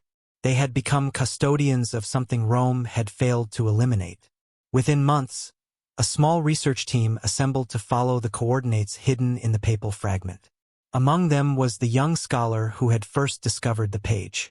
Alongside him were two linguists, an archaeologist specializing in medieval cultures, and an elderly historian who had spent his life studying suppressed Christian sections.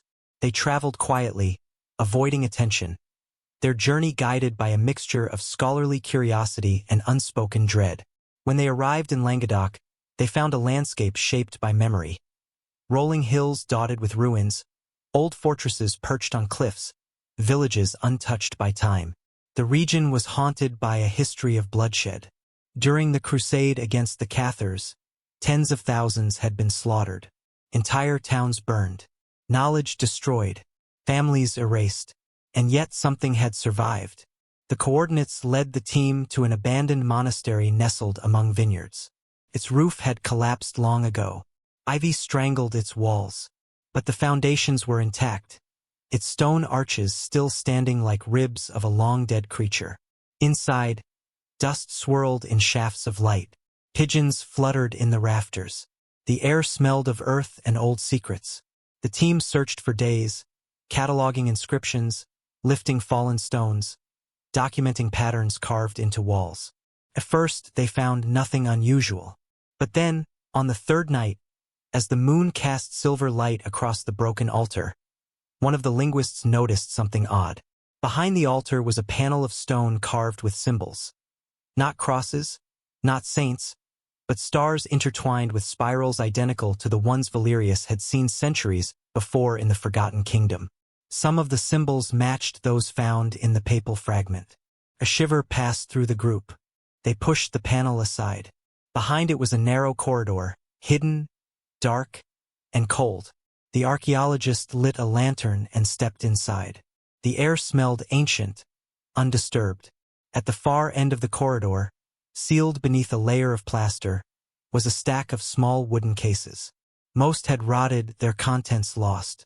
But one remained intact, wrapped in oilcloth, protected by careful hands long dead. The archaeologist lifted it with trembling fingers. Inside was a journal. Its pages were brittle, its writing dense and hurried. The first line made the scholars gasp aloud. Year of our Lord 1237. I, Brother Matthew of Languedoc, record these words to preserve the truth they will destroy. The journal told a story that echoed the papal fragment. According to Brother Matthew, a group of refugee families had arrived in Languedoc generations earlier, carrying with them a secret heritage from the Holy Land of Judea. They were protected by sympathetic monks, given new names, and woven quietly into the fabric of Cathar communities. They were the line of witnesses. Brother Matthew's writings described their rituals, their symbols, their careful efforts to remain hidden. But he also wrote of danger. Agents of the church searching for them, bishops ordering silent hunts, inquisitors who burned entire villages while shouting accusations of heresy. Matthew's final entry was the most chilling. There is one family left, one child. If Rome finds him, the blood of the witness will end. I hide these writings for those who will come after, for those who will understand what is at stake. The scholars stared at the journal in stunned silence. The evidence was overwhelming. A papal fragment had led them to a forgotten monk's testimony. Two accounts separated by centuries, yet telling the same story. A lineage, a bloodline, a child. The historian clutched the journal to his chest. The Pope died for knowing this, he whispered. And someone in the church killed him, another replied. The team left the monastery before sunrise, carrying the journal and the papal fragment with them. They knew they had awakened something dangerous. They knew eyes would be watching. They knew their discovery would shake the foundation of the church if made public. But they also knew the truth could not remain buried forever. For centuries, the Vatican had suppressed hints of the lineage. But now, through a torn page and a forgotten monk's testimony, the past had resurfaced. and it pointed directly to the mountains of southern France, where the Cathars once lived, where a child once hid, where the next revelation waited. They arrived in Scotland as ghosts, fragments of a shattered brotherhood, men without a home, a name, or a future. Yet among the windswept shores and mist-draped highlands, the Templars found something they desperately needed: refuge. Scotland, at that time, was a land at odds with Rome. Excommunicated, rebellious, defiant. Exactly the kind of place where men carrying forbidden manuscripts could disappear into the folds of history. When the first surviving Templars disembarked from their nameless ships, they did not carry treasure chests overflowing with gold. They carried sealed boxes of manuscripts wrapped in wool, oilcloth, and layers of coded markings. They knew these writings could never fall into the hands of the church or the crown. And Scotland, fiercely independent and suspicious of foreign power, offered the perfect sanctuary. King Robert the Bruce, outlaw, warrior, and newly crowned monarch, was fighting for Scotland's freedom against the might of England. The church had excommunicated him for killing a rival in a church sanctuary. England sought to crush him. Rome refused him legitimacy. But when the Templars arrived, they recognized a man whose enemies mirrored their own. The alliance that followed was not merely political, it was existential. The Templars offered something Scotland needed: experienced knights, skilled commanders, secret networks, and knowledge of strategy that could tip the scales of war. Scotland offered something the Templars needed: protection from Rome, shelter from France, and isolation deep enough to hide something as dangerous as the Jerusalem manuscripts. Historians often focus on the Battle of Bannockburn, where Scottish forces achieved a miraculous victory in 1314. But beneath the surface of that battle lies a deeper mystery. Accounts of armored warriors appearing on the field, fighting with the ferocity and discipline of elite soldiers, then vanishing into the chaos. Many believe these were Templar survivors, aiding Bruce in return for sanctuary. Whether that tale is literal or symbolic, it reflects a profound truth: the Templars and Scotland were intertwined, and their most precious cargo, the manuscripts, became part of that bond. Scotland's landscape was a fortress in itself. Rugged coastlines, deep locks, labyrinthine caves, ancient standing stones, and remote glens created endless hiding places. But it was not the wilderness alone that protected the manuscripts. It was the architecture the Templars helped inspire, structures built not merely as places of worship, but as repositories of coded knowledge. The most famous of these was Rosslyn Chapel, built more than a century after the fall of the Templars, but infused with unmistakable Templar symbolism, mathematics, and geometry. Founded by the Sinclair family, longtime allies and possibly descendants of Templar refugees, Rosslyn became a sanctuary of stone, a cathedral of carved secrets. When one enters Rosslyn, the air feels different. The pillars themselves seem alive with stories. Carvings spiral like ancient alphabets. Stars, vines, angels, geometric knots, cubes, and faces cover every inch. Scholars have spent decades trying to decipher them, but many symbols remain stubbornly enigmatic. Some appear unmistakably linked to early Christian mysticism, Gnostic traditions, and Middle Eastern iconography, elements that should not exist in medieval Scotland, yet somehow do. Why? Because Rosslyn may not simply be a chapel. It may be a vault. Not a vault of gold, but a vault of knowledge, an architectural cipher designed to hold memory without holding manuscripts directly. The carvings could be coded diagrams referencing texts the Templars once guarded. The layout may reflect sacred geometry found in Jerusalem's Esoteric manuscripts. Even the placement of windows, pillars, and shadows seems intentional, as if the structure itself is a map of ideas. Several legends support this theory. One says that beneath Rosslyn lies a sealed vault accessible only through a hidden mechanism built into the chapel's stonework. Another claims that knights in full armor were seen lowered into a chamber during renovations in the 1800s, where they discovered objects wrapped in silk that disintegrated at the touch of air. A third legend, whispered among the Sinclair descendants, insists that Rosslyn holds the scrolls of the East, brought by knights fleeing a doomed order. But the most intriguing legend is this: Rosslyn was designed to encode every manuscript the Templars once possessed, not in parchment but in architecture. Stone does not burn. Stone does not rot. Stone does not betray. Yet Rosslyn was not the only sanctuary. In remote Scottish valleys, old Templar properties still stand. Farms, towers, small chapels carved with symbols too deliberate to be decorative. Many contain secret chambers in their foundations, designed to preserve sensitive materials. Some of these chambers were discovered empty, suggesting manuscripts were once stored there and later moved. The Sinclairs, the Douglases, and other noble families with known Templar ties were rumored to safeguard pieces of the order's legacy. The Templars, stripped of their official identity, dissolved like smoke into the Highland mists. Some became monks. Some became knights under new names. Some became advisors to Scottish lords. Their manuscripts, fragile, sacred, and dangerous, were broken into smaller collections and redistributed so no single betrayal could expose them all. A few fragments may have been hidden in Cistercian monasteries sympathetic to the Templar cause. Others perhaps traveled further north, toward Orkney, where Norse-Scottish culture blended with old pagan traditions, creating an ideal environment for secrecy. One oral tradition from the Outer Hebrides speaks of foreign monks who carried books wrapped in animal skins, leaving them in the care of hermit priests. The details align eerily with documented Templar practices. Another legend claims that a set of manuscripts remains hidden inside a stone chamber beneath a ruined chapel in Argyll, a structure aligned with the rising sun during the equinox, in the same manner as ancient Middle Eastern temples. Coincidence? Perhaps. But the Templars rarely acted without purpose. By the time decades passed and memories blurred, Scotland had become more than a refuge for Templar survivors. It became a repository of a lost archive, dispersed but protected, encoded into architecture, hidden in noble vaults, remembered through symbols carved in stone. The manuscripts themselves may not have survived as intact scrolls. Parchment is fragile, centuries are long, and Scotland's damp climate unforgiving. But their teachings, their diagrams, their geometry, their encoded ideas found new life in chapel designs, knightly rites, clan traditions, secret societies, and oral history.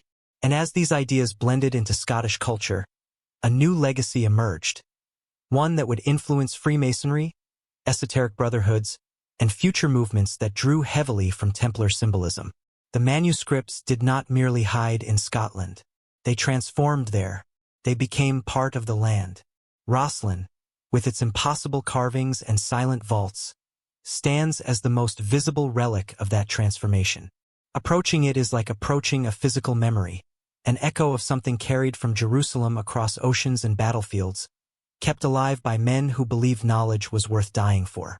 The Templars may have lost their order, their freedom, their honor in the eyes of the world, but in Scotland, they preserved something far more precious. Their manuscripts lived on, not in scrolls alone, but in stone, legend, and the whispered traditions of a land that gave them refuge when the rest of the world burned. They called Rosslyn Chapel a mystery long before anyone knew why. Even in its own century, born of stone, lit by candlelight, rising in a quiet valley outside Edinburgh, people whispered that it was wrong, too ornate, too foreign, too symbolic. No chapel in Scotland looked like this. No medieval church anywhere contained carvings from such distant traditions. And no building felt so alive with secrets. But to understand Rosslyn, one must understand what the Templars became after their fall. Men without an order, but not without a mission. Men without banners, but not without knowledge. Men who carried pieces of Jerusalem not in their hands, but in their memories. The manuscripts they had rescued, fragments of forbidden gospels, cosmological diagrams, coded teachings, did not simply vanish in Scotland. They migrated into architecture, symbolism, geometry, and ritual. Rosslyn Chapel was the culmination of that migration. It is not merely a chapel. It is a stone manuscript. When you step inside Rosslyn, the air changes. There is a thickness to it, as if centuries of unsaid truths settle around your shoulders. Soft light falls across carvings so dense that no surface remains untouched. Columns spiral upwards in patterns that resemble ancient Eastern motifs more than Christian ones. The ceiling panels contain flowers that do not grow in Scotland. Archways curve with mathematical precision seen in Middle Eastern sacred geometry. And then there are the carvings, the impossible carvings that scholars still cannot explain. The apprentice pillar, for instance, twists like DNA spirals. Legend says it was carved from a vision, an image seen not in Europe but in a far distant land. Some historians suggest it resembles motifs found in the ruins near Jerusalem, particularly in tunnel passages beneath the Temple Mount, where the Templars once dug.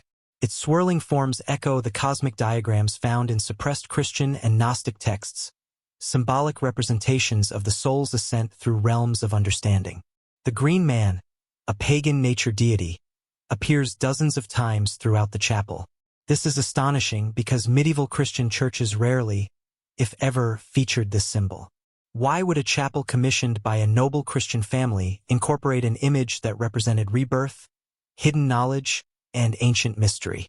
Unless, of course, its creators were intentionally encoding ideas drawn from older, suppressed spiritual traditions. The stars and cubes in the ceiling panels defy explanation. Some form an 8-pointed star, remarkably similar to the Templar morning star emblem referenced in their most secret manuscripts. Others form perfect geometrical cubes arranged in sequences that suggest numeric ciphers. These patterns are not decorative. They are messages, preserved in the only medium that endures for centuries without fading: stone. And then there are the plants. Rosslyn contains carvings of maize and aloe, plants native to the Americas, unknown in Europe until after Columbus. Yet these designs are carved with perfect accuracy. How could 15th-century Scottish masons have created them? Some theories point toward Norse exploration of the New World. Others suggest that Templar ships, fleeing from La Rochelle, may have sailed far further west than historians believe. But the Templars were not botanists. So why include these images? Because they symbolize something the manuscripts spoke of: lands beyond the known world, journeys of exiles, the idea that sacred knowledge travels further than its guardians. If the manuscripts hinted at dispersion, if they taught that enlightenment could bloom anywhere, then the carvings of distant plants were metaphors of survival. One of the most remarkable theories about Rosslyn is that the chapel's entire layout is a coded map representing the hidden Gospels and manuscripts preserved by the Templars. Each pillar corresponds to a passage. Each carving echoes a diagram. Each window aligns with a season or celestial event that mattered deeply in Gnostic, Essene, and early Christian mystical traditions. The east wall, for example, contains patterns resembling the Tree of Life, a symbol associated with Kabbalistic teachings, and with esoteric diagrams found in early Christian mysticism. Such imagery would have been considered heretical in medieval Scotland, unless the builders were intentionally preserving suppressed knowledge. The west entrance is flanked by symbols that resemble versions of the Seal of Solomon, an iconic emblem associated with wisdom texts and mystical traditions. This symbolism was common among the Templars, who spent years living and excavating near the ruins of Solomon's Temple. It was not common in Scottish chapels. In the Lady Chapel, carvings of angels holding musical instruments match diagrams found in ancient manuscripts describing the harmony of the spheres, a concept rooted in Greek, Jewish, and early Christian mysticism. The placement of these figures mirrors cosmological layouts found in certain Gnostic texts, suggesting that the entire chamber functions as a symbolic representation of the universe. Some researchers even claim the chapel can be read by walking in a specific pattern aligning with the pillars. As you move, the carvings unfold like chapters of a hidden gospel, beginning with creation motifs, progressing through teachings of wisdom, then into trials, death, and rebirth. Whether intentional or not, the narrative is unmistakably esoteric. And then comes the most haunting element of all: the sealed vault. Beneath Rosslyn lies a crypt that has never been officially opened. Legend says it contains the remains of Templar knights, their armor still intact. Others insist the vault contains chests, sealed in oilcloth, preserved by the Sinclair family for generations. Some believe that even if the manuscripts once hidden there are no longer intact, their presence shaped the construction of the chapel itself. Rosslyn is a library built of symbols, each carving a letter, each pillar a phrase, each design a sentence. It is the visual gospel of a tradition that had no place in the public eye, a tradition carried by men who understood that parchment burns, but stone remembers. Rosslyn Chapel should not exist, not in its form, not in its symbolism, not in its density of knowledge. It is an anomaly in the landscape of medieval architecture, a structure out of time and out of place. But it exists because the Templars needed a way to preserve what they believed the world was not ready to see. A gospel that was not written in ink. A history that was not kept in books. A memory carved into stone for those with eyes to see. Rosslyn stands not as a relic of the past, but as a message to the future. A message that the knowledge the Templars carried from Jerusalem did not die with them. It merely changed shape. Like a manuscript hidden in plain sight, Rosslyn is the unburnable archive of the Order's greatest secret. They had scattered across Europe like embers from a falling star, each knight carrying a fragment of the Order's forgotten wisdom. But while France hunted them, while England distrusted them, and while Rome condemned them, there were two kingdoms where the Templars found something far more valuable than secrecy. Sanctuary. In Iberia, in the rugged lands of Portugal and Spain, lands still marked by the clash of cultures, faiths, and empires, the Templars discovered not only protection but purpose. These regions, unlike the kingdoms of Northern Europe, understood the fluidity of borders, the blending of traditions, and the power of ancient knowledge. Iberia had been shaped by Catholics, Muslims, Jews, mystics, astronomers, and scholars for centuries. It was a crossroads of civilization, a place where forbidden ideas did not always die, they adapted. And so did the Templars. When the Order collapsed in France, many surviving knights fled south across the Pyrenees. They arrived weary, hunted, and burdened with the weight of secrets they could not reveal. But what they found in Portugal and Spain was astonishing. They were not rejected. They were welcomed. Portuguese King Dinis, wise, calculating, and deeply sympathetic to the Templars, understood exactly what France feared. The Templars were not just warriors. They were engineers, scholars, multilingual diplomats, navigators, architects, and perhaps most dangerously keepers of ancient knowledge. Dinis needed them. Portugal needed them. And so he did something unprecedented. He rebuilt the Templar Order under a new name, the Order of Christ, and placed the surviving knights at its core. The papacy, pressured by Portugal's strategic value, reluctantly approved. And in that quiet approval, the Templars gained a lifeline no other country offered. But what mattered most was not the rebirth of their military identity. It was the rebirth of their intellectual one. For the manuscripts they had carried from Jerusalem and smuggled out of France now had a new home. In Portugal, the Templars established vaults within fortified monasteries, especially the Convento de Cristo in Tomar. Tomar became the Iberian heart of the Templar legacy, a fortress monastery designed with secret corridors, hidden chambers, spiral staircases, and geometric inscriptions unmistakably akin to those found in Rosslyn. Tomar's architecture mirrored patterns from the Temple Mount. Its circular structures bore striking resemblance to Jerusalem's Dome of the Rock. This was no coincidence. The builders were former Templars, men who knew how to encode meaning into stone. The symbolism wasn't decorative, it was a memory. Inside these vaults, the manuscripts found new custodians. Some were translations. Some were ciphered copies. Some were fragmented originals wrapped in treated leather. And some, if the legends are true, were transcribed yet again into symbolic diagrams carved into Tomar's arches and apses. What the Templars had brought from Jerusalem was not treated as heresy here. It was treated as wisdom. Portugal's unique intellectual climate, shaped by centuries of convivencia between Christians, Jews, and Muslims, allowed ideas from many worlds to mingle. Scholars at Tomar compared fragments of Templar manuscripts with Islamic philosophical texts, Sephardic mystical writings, early Christian apocrypha, and Mediterranean cosmological traditions. This synthesis did something extraordinary. It amplified the Templars' hidden knowledge and it preserved it.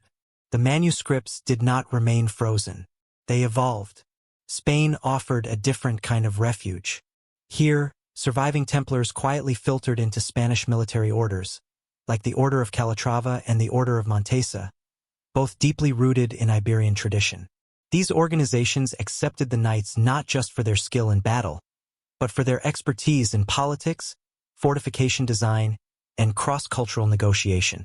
Some Templars carried manuscripts into the remote monasteries of Aragon and Navarra, where scribes sympathetic to esoteric knowledge sheltered them. Others hid fragments in Mozarabic churches, ancient sanctuaries where Christian and Muslim artistic traditions intertwined. A few night scholars embedded coded excerpts into stained glass, frescoes, and carvings, protecting sensitive teachings through imagery rather than text. The manuscripts began leaving fingerprints across Iberia, in architecture. Churches with strange geometric floor plans mimicking star maps from Gnostic writings. Monasteries with arches resembling Jerusalem's subterranean tunnels. Presbytery designs echoing the celestial ascent diagrams found in suppressed Christian mysticism. In art, murals depicting Mary Magdalene in prominent roles rarely seen in medieval Europe. Symbols of the morning star hidden in choir stalls. Crosses whose angles matched numerical ciphers used in early Templar encryption. In literature, coded references appearing in manuscripts copied by Iberian monks. Mystical treatises discussing the hidden path and the light of the teacher. Parallels to phrases in Templar fragments. Poetic works describing a union of knowledge exiled from its homeland. A clear metaphor for the manuscripts from Jerusalem. These were not coincidences. They were signatures. The Templars did not hoard their knowledge in Iberia. They planted it, sometimes openly, sometimes discreetly, sometimes in ways that even their successors did not fully understand. Most astonishing of all is Iberia's future role in global exploration. The Order of Christ, successor to the Templars, became the driving force behind Portugal's Age of Discoveries. The captains who sailed into the unknown carried banners marked with the Templar cross. Their ships followed routes charted using geometric principles shared only within the order. Could fragments of Templar manuscripts, especially those referencing distant lands, symbolic journeys, or cosmological maps, have influenced early explorers? Some historians believe so, some legends insist so, and some evidence within Portuguese archives suggests so. It is possible that knowledge carried from Jerusalem, hidden in Iberia for a century, helped shape the voyages that forever changed the world. Not directly, not through a gospel or theological revelation, but through the mathematical, navigational, and symbolic principles encoded in the manuscripts. The Templars did not merely survive in Iberia. They transformed Iberia, and Iberia, in return, protected their most fragile inheritance. By the time the medieval period ended, something remarkable had occurred. The manuscripts the Templars smuggled out of Jerusalem no longer existed solely in parchment. They lived in stone, in symbols, in rituals, in architecture, in art, in navigation charts, in secret brotherhoods, in the spiritual DNA of a region that became their final stronghold. The Iberian custodians did not just hide the Templar knowledge. They ensured it would continue in ways no king could confiscate, no inquisitor could burn, no historian could fully unravel. In Portugal and Spain, the manuscripts of Jerusalem and the ideas they carried became immortal. By the 19th century, Europe had changed beyond recognition. Empires rose and fell, revolutions shook thrones, science challenged scripture, and the world had begun to question everything once taken for granted. The Middle Ages were now a fading memory, their mysteries obscured by centuries of dust and forgetting. The Templars had long since become legend, half history, half myth. Their manuscripts were spoken of only in whispers, dismissed by scholars as fantasy, preserved only in obscure folklore or the symbolic architecture they left behind. And then, without warning, something extraordinary happened. In the late 1800s, a quiet French village became the setting for one of the most controversial manuscript discoveries in modern Christian history. It began not with archaeologists or scholars, but with a humble parish priest restoring an old countryside church, a simple man stumbling upon a truth far larger than himself. His name was Abbé François Bérenger Saunière, priest of the village of Rennes-le-Château. At first, the restoration work was routine, repairing crumbling walls, replacing beams eaten by time, repainting faded saints. The church was small, forgotten, and in desperate need of care. But beneath the altar, under a slab that had not been moved for generations, workers discovered something Saunière hadn't expected. A hollow space, sealed centuries earlier. Inside were small, weathered scrolls and pages bound with string. They were brittle, aged, and written in strange scripts. Not quite Latin, not quite French, not quite any recognizable medieval handwriting. Saunière immediately recognized that they were not ordinary parish documents. His hands trembled as he held them, realizing they were far older than the church itself. And of all the contents discovered, one fragment stood out above all the rest. A manuscript written in a cursive, flowing hand using a mixture of Hebrew, Greek, Latin shorthand, and symbols that appeared eerily similar to known Templar cipher marks. Saunière was no scholar, but he was not naive. He understood instantly that this was dangerous knowledge. Whether he knew it consciously or instinctively, he felt what the Templars once felt. Some truths change not only faith but power. He sent the manuscripts to Paris, supposedly to experts for translation. But when he returned, everything changed. Saunière, once a poor village priest, suddenly possessed wealth far beyond his means. He built lavish gardens, a private tower filled with books, and a mysterious estate with symbols matching esoteric traditions. The church questioned him. Locals gossiped. Officials investigated him. But Saunière never explained where the money came from. Some say it was blackmail. Others say he sold the manuscripts. Still others believe he was rewarded for keeping his silence. What is certain is this: Saunière discovered something in those manuscripts powerful enough to alter his life and terrify the church. The Vatican quietly summoned him to explain his actions. Whatever transpired behind closed doors remains unknown. But after returning from Rome, Saunière retreated into secrecy. He locked himself in his house. He burned documents late at night. He refused to speak of what he had found. Before his death, he whispered something to his housekeeper that caused her to faint and refused to ever repeat his final words. The manuscripts disappeared. No official translation was ever released. No record of their contents remains in church archives. But rumors survived. Some described phrases matching early Christian Gnostic teachings. Others referenced a teacher of righteousness, a figure tied to Essene communities. One fragment allegedly mentioned the companion, a term used in suppressed texts for Mary Magdalene. A scholar in Paris claimed that Saunière's scrolls used a writing system identical to one used by medieval monastic orders connected to the Templars. Another claimed the texts referenced a lineage preserved in the lands of the West, stirring speculation about Scotland, Iberia, and even the New World. One academic, decades later, wrote privately, "The priest of Rennes-le-Château found what the Templars hid. That is why silence was demanded and why silence was bought." We cannot know whether this is true, but the implications are extraordinary. As news of Saunière's strange fortune spread, researchers across Europe became obsessed with the possibility that Templar manuscripts had survived. Amateur archaeologists searched Rosslyn, Tomar, Aragonese monasteries, and old Templar preceptories. Mystics, secret societies, and occult orders claimed to possess fragments of their own. Most found nothing. A few found symbols, carvings, or hints, just enough to ignite hope, but not enough to provide certainty. Then, in the late 19th century, another shock arrived. In Egypt, near the ruins of early Christian settlements, scholars found fragments of Gnostic Gospels, texts that mirrored themes found in rumored Templar manuscripts. Inner light, spiritual ascent, Mary Magdalene's authority, hidden teachings, divine union. The Church tried to minimize the impact, but the academic world could not ignore the parallels. For the first time in centuries, traditional Christianity was forced to confront the idea that suppressed Gospels existed, not as legend but as fact. If these texts had survived in Egypt, why couldn't the Templar manuscripts have survived in Europe? This question electrified historians. The 19th century discovery wave did something extraordinary. It validated the core of the Templar legend. Not completely, not definitively, but enough. Enough to make scholars reconsider the possibility that the Templars truly carried forbidden manuscripts out of Jerusalem. Enough to make the Vatican nervous.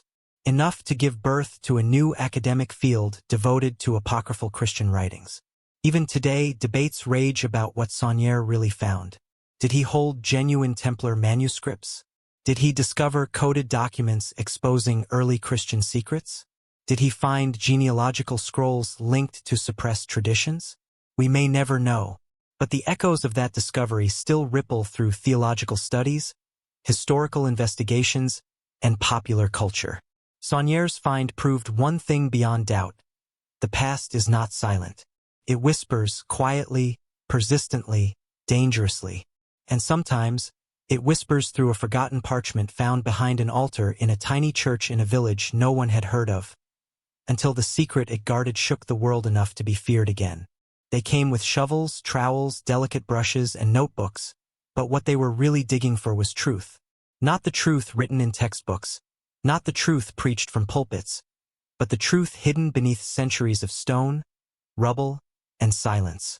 For generations, the Temple Mount had remained untouched, sealed under political tension and spiritual significance. No one dared disturb the ground where Judaism, Christianity, and Islam all claimed sacred history.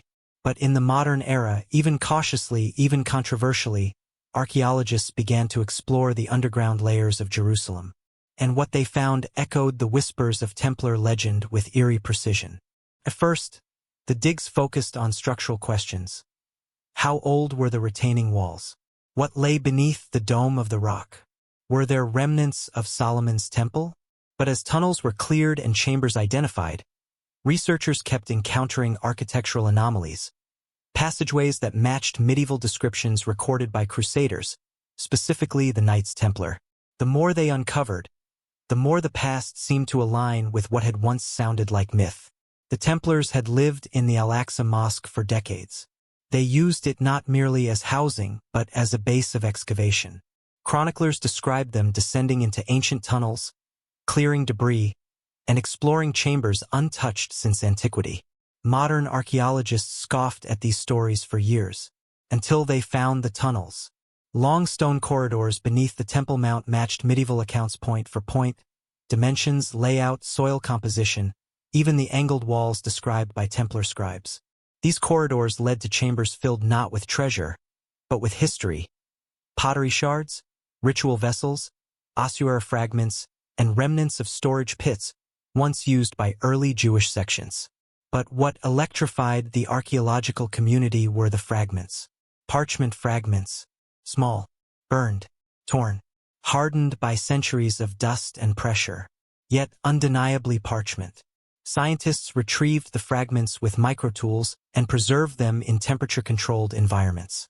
Most were too damaged to read. A few had letters or symbols, some Hebrew, some Aramaic, some barely recognizable. One piece in particular bore characters arranged in a way that did not match any known script. Linguists noted that it resembled a hybrid alphabet, partly Semitic, partly Greek, partly shorthand. Exactly the kind of script the Templars were rumored to use for their private notes and cipher manuals. Was it theirs? Was it earlier? Something they found? Something they copied? No one knew. But the coincidence was impossible to ignore. More discoveries followed. In one chamber beneath the southern wall, archaeologists found a stone shelf carved with shallow depressions, the kind used historically to store scroll jars. Nearby, they found remnants of clay lids, broken long ago. Radiocarbon testing placed the clay in the general era of the Second Temple period, consistent with early Jewish or early Christian communities storing sacred texts. Another team discovered a passage blocked by rubble. Their laser scans revealed a cavity beyond, a small room that had never been entered in modern times. This chamber was particularly intriguing because medieval Crusader maps mentioned a sealed room to the east, known only to high-ranking knights. Whether coincidence or not, the location matched the description almost exactly.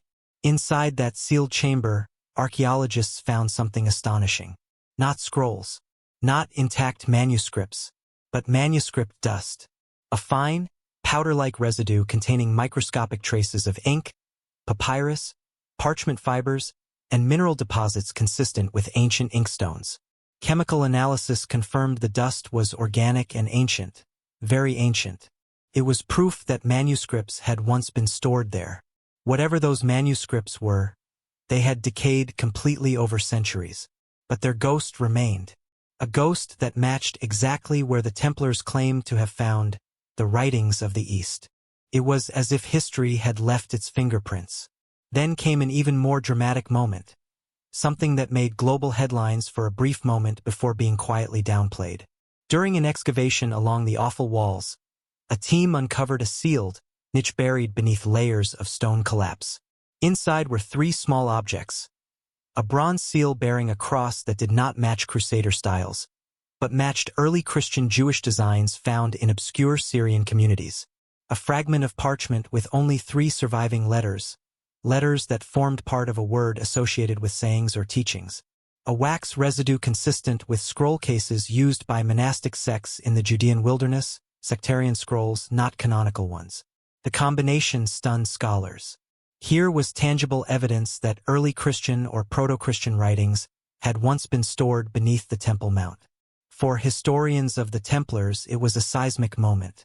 Because if the Templars spent 9 years excavating the area, if they reported finding scrolls in sealed jars, if later Templar records reference sayings of Jesus and teachings of Mary Magdalene, and if modern archaeologists were now finding physical traces, then the line between legend and fact had just narrowed dramatically. Political authorities reacted quickly. Access was restricted. Certain dig reports became classified. Some findings were recatalogued under vague labels like ritual debris or fragmentary organic material. Researchers involved in newspaper interviews suddenly withdrew from public comment. This silence raised more questions than answers. Were the fragments too controversial? Were they too inconclusive? Or were they too close to confirming what the Church had spent centuries denying? Some archaeologists whispered privately, "We found something we shouldn't have." Others spoke of being told to halt excavations for security reasons. One anonymous researcher wrote in a private letter, "The tunnels confirm the Templar accounts almost exactly, and if the layout matches, what else might match?" But the most intriguing discovery came last. It was a set of carved tool marks on a stone wall, marks made not by ancient masons, but by medieval chisels. They were identical to marks found in Templar commanderies in France and Portugal. Identical, down to the angle and pressure. It meant the Templars had indeed worked here. Not just lived above the mount. Not just prayed. They excavated. They carved. They dug. And they found something worth carrying across continents. The modern digs beneath the Temple Mount did not reveal intact Gospels. They did not produce a Templar library. They did not prove the bloodline theory or any single manuscript claim. But they did something arguably even more important. They proved the Templars had told the truth about one thing. There were manuscripts beneath the Temple Mount. Real ones. Ancient ones. Important ones. Manuscripts that once existed in sealed jars, in hidden chambers, in the very tunnels the Templars explored. Even if the texts themselves did not survive, their absence became evidence of their presence. The Templars did not invent their discoveries. They inherited them, and whatever they carried out of Jerusalem, fragments, copies, translations, or notes, was rooted in real history, not imagination. The earth beneath the Temple Mount had begun whispering the same truth the Templars whispered centuries earlier. And the world, for the first time in a long time, was finally beginning to listen. The first discoveries beneath the Temple Mount had shaken historians. The fragments, the sealed chambers, the manuscript dust, they hinted at a hidden library long vanished. But hints were not enough. Scholars demanded proof. And so the next great frontier of the investigation began not in the tunnels of Jerusalem, but in the laboratories of Europe, where science, for the first time in history, would turn its gaze upon the shadows of early Christianity.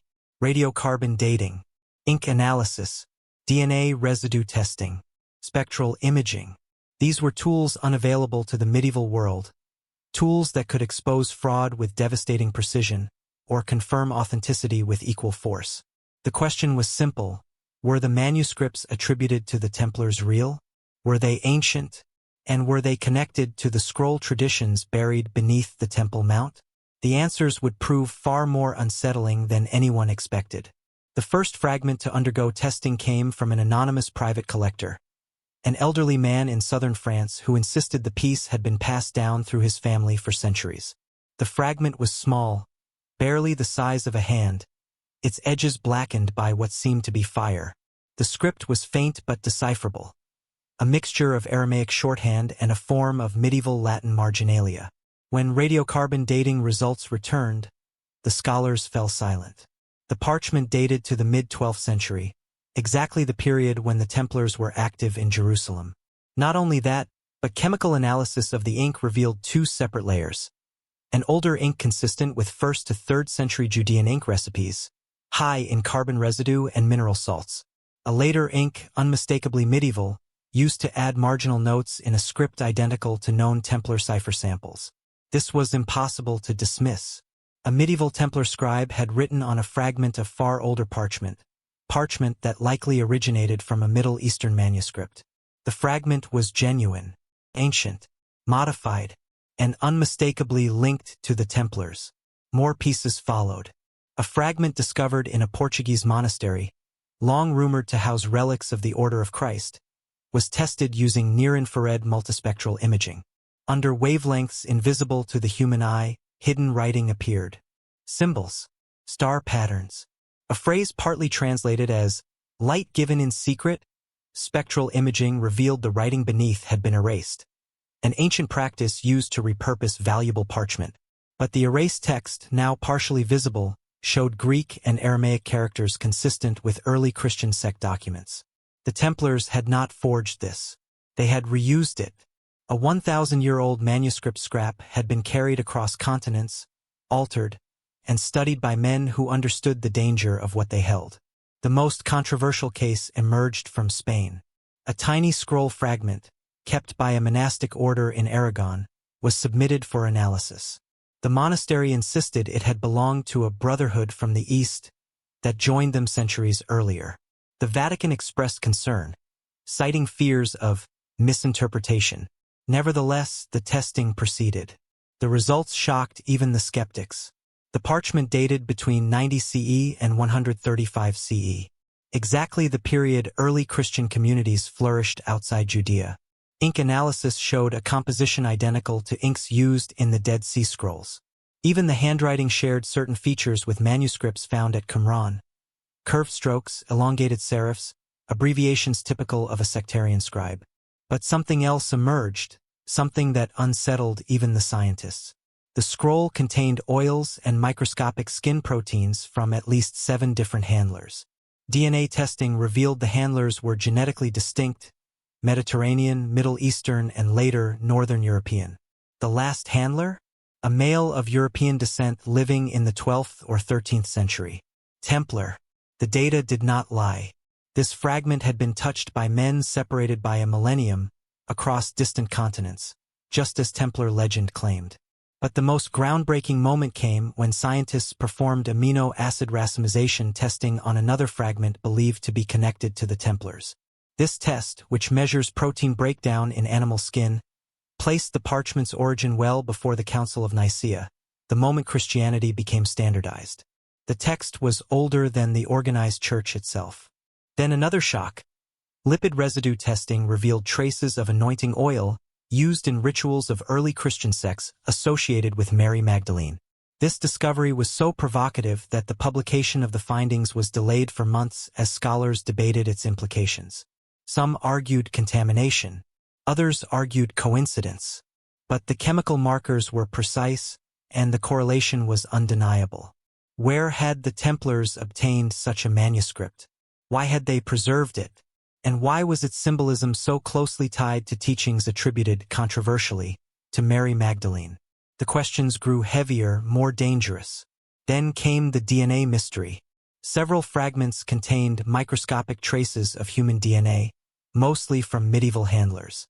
But one piece contained something extraordinary. A single degraded DNA sequence belonging to a Middle Eastern female. Was it contamination from burial? Environmental transfer? Or, most sensational of all, was it an original trace from an early Christian community? The sequence was too degraded for further analysis. Yet the mere possibility ignited fierce debate. What if one of these manuscripts was once handled by a woman of significance in an early Christian sect? What if the manuscripts carried not just words, but physical traces of the people who wrote or protected them? What if the Templars had preserved something that modern science could barely comprehend? The ultimate breakthrough arrived with hyperspectral imaging performed on a manuscript fragment recovered in Portugal. This technique revealed multiple layers of writing, palimpsests, each from a different period. The earliest layer appeared to be a lost sayings gospel, similar in structure to the Gospel of Thomas or Q. Short aphorisms, mystical language, references to inner light, hidden wisdom, and a companion of the teacher. The second layer was written centuries later by Templar hands, notes, reflections, diagrams, and cipher symbols mapping cosmological concepts that paralleled Gnostic traditions. This was the smoking gun. The Templars had not merely preserved ancient writings. They had studied them, interpreted them, adapted them, and encoded them into their own secret texts. The manuscripts they had carried across deserts, seas, and persecutions were real. And they were not the inventions of medieval imaginations. They were relics of early Christianity, lost voices resurrected by science. By the time the testing was complete, scholars had reached three remarkable conclusions. At least some manuscripts associated with the Templars were genuinely ancient, originating around the time of Jesus or shortly thereafter. The Templars had copied and modified these texts, leaving behind medieval marginalia and cipher layers that matched known Templar encryptions. The writings contained theological ideas radically different from the New Testament, ideas that aligned with mystical, Gnostic, or marginalized Christian traditions. The implications were enormous. These fragments did not prove every Templar legend. They did not confirm a bloodline or a suppressed gospel. But they proved something just as explosive. The Templars had access to ancient Christian writings unknown to Rome. They preserved them, they studied them, and they encoded their teachings into their secret archives. Science, not myth, had validated the possibility that the Templars carried forbidden knowledge out of Jerusalem. And now, after centuries of silence, that knowledge was beginning to speak again. It surfaced in a small private collection in northern Italy, an estate long connected to a noble family rumored to have sheltered Templar fugitives after the order's fall. Hidden in a false wall, behind a century-old panel of oak, lay a collection of objects. A rusted sword hilt, a cracked seal bearing a cross, a Templar ring, and at the bottom, a sealed cylindrical container made of brass and lined with hardened wax. The container held a manuscript fragment unlike any other. It was rectangular, unusually thick, and written on a type of parchment scholars had never seen used in Europe. The ink was dark, almost metallic. The script was curved, flowing, and alive with ligatures. Yet it was not Aramaic, not Greek, not Latin, not Coptic, and not Hebrew. In fact, it did not match any known medieval script. At first glance, it seemed too exotic to be authentic, too unusual, too clean. And yet, when radiocarbon dating was conducted, scholars were stunned. The parchment dated to the 9th century BC, nearly 900 years before Christ. This was older than the biblical prophets, older than the classical civilizations, older even than the earliest layers of the Temple Mount itself. So what was a 2,800-year-old manuscript doing inside a Templar container? And why was it written in a script no one recognized? Theories erupted immediately. Some said it was a forgery, planted to mislead scholars. Others claimed it was an artifact stolen from ancient Israel or Phoenicia. A few whispered that it might be linked to pre-Israelite Canaanite religious groups. But none of the theories explained the inclusion of this fragment alongside clearly medieval Templar items. The container was authentic. The wax seal contained chemical markers identical to those used in Templar preservation techniques. And the manuscript had been carefully folded and placed inside centuries earlier, long before modern forgers knew how to replicate ancient parchment with such precision. Something didn't add up. The ink became the next clue. Chemical analysis found compounds of iron, carbon, and a rare mineral called orichalcum dust, found primarily in ancient Mediterranean trade networks. The ink composition was consistent with writing from the Iron Age Levant. But the way it was applied to the parchment was unique. Thin layers brushed with a tool that wasn't a medieval quill. Instead, electron microscopy revealed the strokes were applied with a reed pen of a type used by Phoenician scribes. This was not medieval. This was not Templar in origin. This was ancient. An ancient text that somehow ended up in Templar possession. Then came the linguistic shock. A group of script analysts spent months trying to decode the symbols.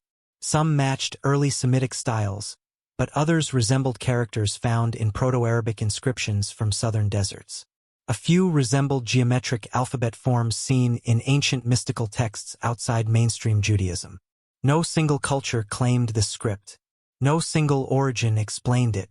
It was a hybrid, or perhaps something older, a parent script of later alphabets.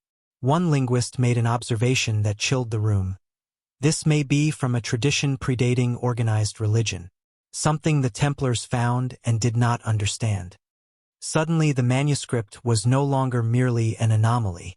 It was a key, a doorway into a forgotten past. But what did it say? Translation was nearly impossible, but partial interpretations emerged, enough to suggest themes rather than complete sentences. Scholars tentatively identified these fragments. Repeated references to twins or dualities, a concept of the voice that walks with the chosen. The mentions of carriers of light, a phrase that appears in later mystical traditions. A depiction of the first house, possibly an early temple or sanctuary. A preoccupation with knowledge passed through hidden lineage, not biological but spiritual. These themes did not match Hebrew theology, nor Christian, nor Islamic, nor Phoenician. They matched none of the known religious traditions directly. Yet they echoed ideas found in certain Gnostic and mystical Christian writings from more than 1,000 years later. The idea of a twin soul, a spiritual companion, a lineage of enlightenment, hidden teachings, knowledge protected through exile. Were these similarities coincidence? Or had the Templars stumbled upon a source text so ancient that later traditions unknowingly echoed it? For centuries, scholars assumed the Templars were protecting alternate Christian writings. But what if they protected something older, something pre-Christian, pre-Mosaic, pre-biblical, something that blended seamlessly into early Christian mysticism because it was the wellspring from which those ideas originally flowed? Then came the final, most unsettling discovery. DNA testing on microscopic protein residue extracted from the parchment revealed something extraordinary. It came from a species of goat extinct in the Levant since antiquity. No medieval forger could have known this. No medieval means existed to replicate it. The parchment was genuine, ancient beyond doubt. The testing also found faint traces of human touch, skin oil residues from at least 3 individuals. One was Middle Eastern, likely ancient. One was Mediterranean, possibly Roman era. And the last was European, from the medieval period. The Templars had physically handled this manuscript. They had preserved it. They had carried it across continents. They had hidden it. But why? The answers remain elusive. But scholars now believe one of 2 possibilities is true. Possibility 1. The Templars discovered this ancient manuscript during their 9-year excavation beneath the Temple Mount. A text so old that it predated even Jewish scripture. They preserved it because they sensed its power, even if they did not understand it fully. Possibility 2. This manuscript came from another ancient cache, perhaps from a sect whose teachings influenced Gnostic, Essene, or early Christian belief. The Templars acquired it during their travels in the Middle East and absorbed its ideas into their own secret tradition. Either way, its existence changes everything. Because if the Templars protected not only early Christian writings, but also pre-Christian mystical texts, then their secret archive was not simply a collection of suppressed gospels. It was a library of ancient truth, a lineage of human spiritual evolution, a map of belief stretching back millennia. And this manuscript, the one that didn't belong, may have been the oldest and most dangerous of all. Not because it contradicted doctrine, but because it implied something far more staggering. The Templars had found not a hidden gospel, but a hidden origin. The hooded figures circled them, torches burning bright against the snow. The air clutched the scroll, shaking. "Who are they?" he whispered. "They're the ones who survived," she murmured. "The last guardians." The hunter stiffened as the elder stepped forward. "You hunted us for 1,000 years," he said coldly. "But the bloodline still stands." The hunters retreated. The hooded woman lifted her palm, etched with ancient symbols. Truth survives in silence. With fear cracking through their resolve, the hunters vanished into the dark forest. Silence returned. The heir fell to his knees. "Why me? Why did they want to kill me?" She touched his shoulder gently. "Because you're living proof of everything they buried." He opened the scroll. His name glowed at the bottom, connecting him to centuries of survival. His voice trembled. "My ancestors. All of this. It led to me." The elder approached and handed him a stone pendant marked with the fractured star. "This belonged to the first child of the witness," he said. "Now it is yours." Tears lined the heir's eyes. "What am I supposed to do?" "Remember," the elder said, "and protect the truth." The torches flared. The forest seemed to bow. The lineage had awakened. Snow drifted gently as the torches guided them through the forest. The heir walked beside her, clutching the scroll and pendant, his entire identity rewritten in a single night. "What happens now?" he whispered. "You live," she said softly. "And one day you choose whether the world learns the truth." The elder paused before a stone archway half swallowed by vines. "This place has protected your ancestors," he said. "But the world cannot be kept silent forever." The heir looked at the scroll, then at her. "Will you stay with me? Help me understand all this?" She smiled faintly. "I've come too far to leave now." Behind them, the forest whispered ancient secrets. Ahead, the path opened toward a future neither of them fully understood. The elder raised his torch one last time. "Remember this night. The truth buried in darkness does not die. It waits." She inhaled deeply, feeling the weight of centuries in the cold air. Truth endures, even when hunted, even when forgotten. The heir stepped forward, pendant glowing faintly in the torchlight. "We'll protect it," he said. "Together." They disappeared into the trees, two survivors carrying a story the world wasn't ready for, but one day would have to face. In the fragments, Jesus is depicted not merely as a miracle worker or moral preacher, but as a teacher of hidden wisdom, one who spoke in symbolic language only fully understood by a select few. This portrayal matches certain Gnostic and Essene traditions, but with unique emphasis. Jesus is described as a bearer of illumination, someone who guides disciples toward awakening the inner spark. A recurring phrase appears in several reconstructed lines. "The light is born within, not bestowed from without." This single sentence was explosive. It suggested that divinity was not something external, something requiring priests, sacraments, or institutions, but something internal, accessible to all. This concept was central to early mystical Christianity and absolutely threatening to the medieval church. 2. Mary Magdalene, the chosen companion. This was the most controversial element of all. Multiple fragments referenced a figure described variously as the companion, the beloved, she who knows, the mirror of the teacher. These titles do not appear in canonical scripture, but they align precisely with lost gospels such as the Gospel of Philip and the Gospel of Mary, where Mary Magdalene holds a position of extraordinary spiritual authority. In one fragment, partially reconstructed, a line reads, "She understood what others could not." In another, "The teacher walked with her in truth." And in the most provocative fragment, translated with cautious neutrality, "In her the teaching was made whole." This does not confirm romantic relationship, but it confirms something the church long denied. Mary Magdalene was not a background figure. She was central, a spiritual equal, perhaps even a successor, a bearer of a lineage not biological but spiritual, based on understanding and transmission of knowledge. To medieval scholars, this would have been heresy. To the Templars, it was truth worth hiding. 3. A lineage of enlightenment, not blood, but wisdom. The Templar manuscripts did not claim a physical bloodline. Instead, they described a teaching lineage, a chain of individuals entrusted with preserving the deeper meaning of Jesus' message. The text uses phrases such as, those who carry the flame, the circle of the knowing, the path of the hidden light.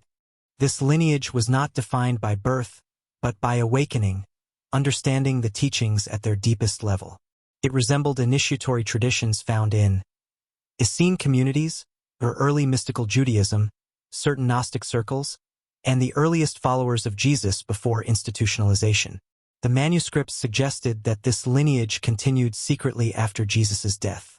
Not through the apostles mentioned in mainstream scripture, not through the later bishops and popes, but through those who preserved the inner teachings, the ones considered dangerous and therefore suppressed. The Templars believed themselves to be part of this lineage, not masters of it but custodians. 4. A cosmology of light. The architecture of the soul, perhaps the most astonishing element, was the cosmology.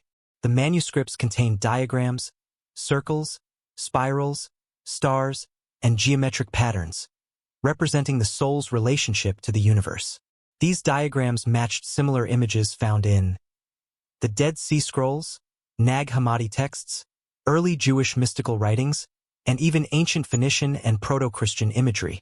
The cosmology described that the soul as a reflection of the cosmos, a spiritual ascent through stages of awareness, at the union of opposites, light/dark, inner/outer, masculine/feminine, and the ultimate goal, wholeness, or gnosis, direct knowledge of the divine. One reconstructed line struck scholars like a lightning bolt. He who knows himself knows the source. This echoed teachings attributed to Jesus in Gnostic circles.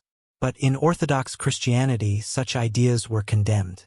Because if a person could access the divine within, then intermediaries, priests, bishops, institutions became unnecessary. This was not just theology. It was revolution. How the Templars interpreted the manuscripts. The Templars were not theologians in the modern sense. They were warrior monks shaped by discipline, secrecy, and spiritual ambition. When they encountered these teachings beneath Jerusalem, they likely saw in them a purer Christianity, or an older truth, a vision uncorrupted by politics, and a mission to preserve wisdom the world had forgotten. Their own rituals, some later described in trial testimonies, reflected these ideas. The veneration of the divine light, reverence for a feminine spiritual presence, symbolic burial and resurrection rituals, and an emphasis on inner purity rather than external sacraments. They were not heretics. They were guardians of a rival vision of Christianity, one more ancient than Rome. And that made them dangerous. Why the Church feared the manuscripts. The manuscripts did not attack Catholic doctrine directly, but their implications undermined its foundations. If Jesus taught a mystical path accessible to all, the Church's hierarchy lost its authority. If Mary Magdalene held a central role, centuries of male-dominated theology collapsed. If spiritual lineage was based on awakening, apostolic succession became irrelevant. If cosmological diagrams described the soul's ascent without priests, the sacraments lost their exclusive power. The medieval Church could never tolerate such ideas. They threatened the very architecture of its rule. The Templars understood this. That is why they hid the manuscripts. That is why they guarded them with obsessive secrecy. That is why they accepted death rather than reveal their contents. Because the truth they carried was not merely controversial. It was transformative. The meaning of the manuscripts today, modern scholars, reading only fragments, cannot reconstruct a complete gospel. But they agree on one thing. The manuscripts describe a version of Christianity rooted in inner enlightenment, equality, and spiritual freedom. A vision radically different from the institutional religion that grew after the 4th century. It was a Christianity of the heart, not the throne. A Christianity of the inner temple, not the cathedral. A Christianity of illumination, not obedience. And in that light, the Templars' mission becomes clear. They were not guardians of treasure. They were guardians of truth. a truth their world was not ready to receive. But now, centuries later, as fragments join fragments and science validates legend, the truth is resurfacing. And what it reveals is this: the Templar manuscripts may not rewrite history, but they restore a history long hidden in shadow. A history in which knowledge, not power, was the path to the divine. A history in which Mary Magdalene was not erased. A history in which Jesus taught illumination, not authority. A history the Templars believed humanity would one day be ready to understand. Perhaps that day is now. The truth never arrives as a thunderclap. It arrives as a flicker, pattern, a whisper repeated across centuries until enough people finally hear it. By the time the world stepped into the late 20th and early 21st centuries, something remarkable had happened. Thousands of researchers, archaeologists, linguists, theologians, physicists, mathematicians, historians, were unknowingly converging on the same conclusion. Different disciplines, different data, same pattern. It was as if the scattered pieces of a broken mirror were beginning to reflect a single image again. Not perfectly, not fully, but undeniably. The Templar manuscripts, once dismissed as fantasy, now had scientific evidence, textual parallels, symbolic correlations, architectural echoes, archaeological traces, and cross-cultural fingerprints pointing to a staggering possibility. They were not anomalies. They were part of a much larger, older web of hidden knowledge. A web that stretched far beyond the Templars themselves. Patterns began to appear everywhere. In ancient Jewish mysticism, in early Christian apocrypha, in Sufi teachings, in Gnostic hymns, in Phoenician inscriptions, in Egyptian mystical texts, in Celtic monastic lore, in Pythagorean mathematics, in medieval esoteric symbolism. Each tradition carried fragments of the same core ideas almost identical to those reconstructed from the Templar manuscripts. Scholars began to realize something unprecedented. The manuscripts were not isolated relics, but a missing link between multiple traditions that once flowed together before history fractured them apart. The deeper researchers looked, the more uncanny the parallels became. Across the Eastern Mediterranean, ancient writings spoke of an inner spark, a divine essence within every human being.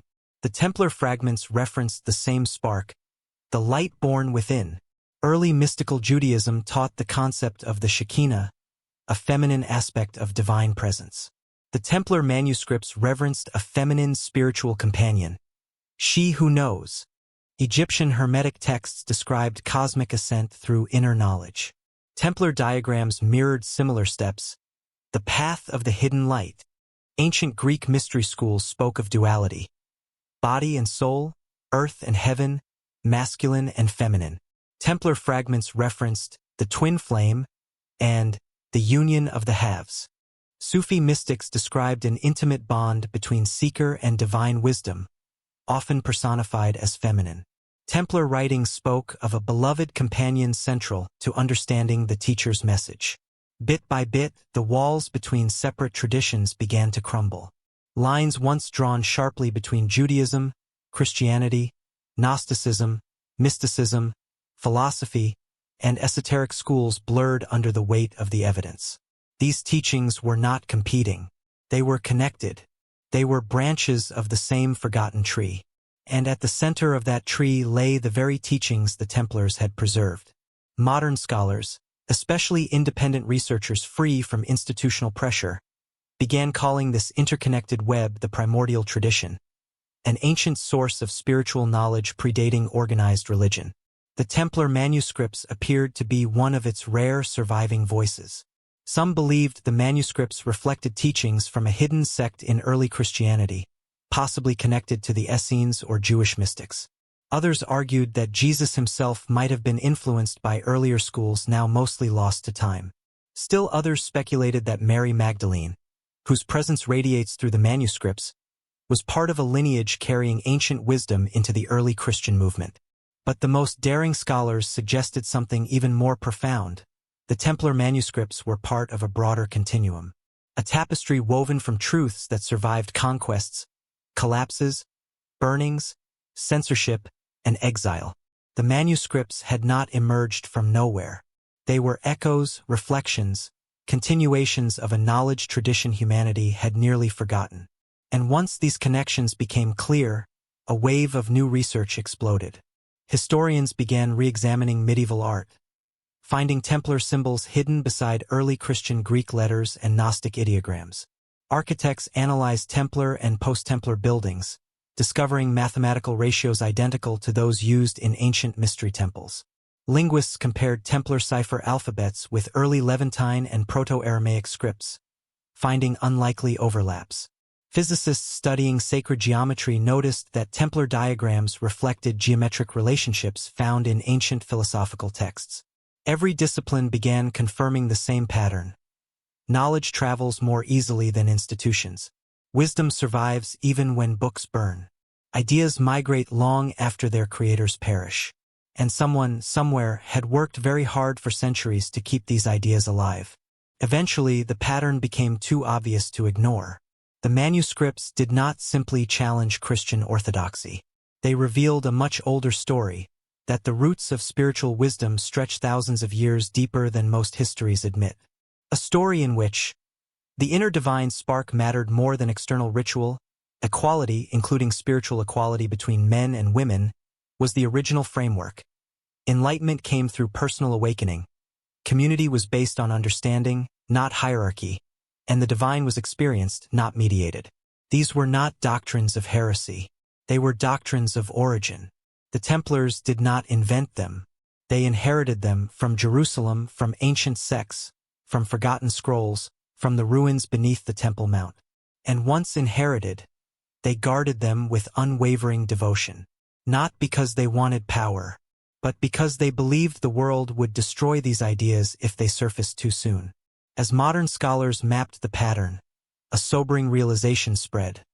The Templars were right. For centuries, institutions built on power would have crushed these teachings. But now, armed with science, archaeology, open scholarship, and global dialogue, the world was finally strong enough to handle truths once feared. What emerged from the convergence was not a single revelation, but an understanding. The Templar manuscripts were threads woven into a tapestry humanity had forgotten how to see. Now the tapestry was coming back into view, faintly at first, then boldly, then undeniably. And the question waiting ahead was the one the Templars had anticipated for centuries. If humanity finally sees the full pattern, the whole ancient interconnected truth, how will it change our understanding of faith, history, and ourselves? They had reconstructed fragments, deciphered symbols, and compared texts scattered across continents. Yet one question still hovered. Why had the Templars protected these manuscripts with such absolute devotion? The answer emerged only when scholars realized the manuscripts held not just alternate theology, but a worldview powerful enough to transform how humanity understood itself. The texts described a path of inner awakening, a divine spark within every human being, and a spiritual equality that directly challenged medieval hierarchies. They elevated Mary Magdalene as a central figure, a keeper of wisdom rather than a sinner erased by tradition. They portrayed enlightenment as something personal, experiential, free from priestly control. And they revealed a cosmology where the universe and the soul reflected one another, a teaching that offered wholeness instead of fear.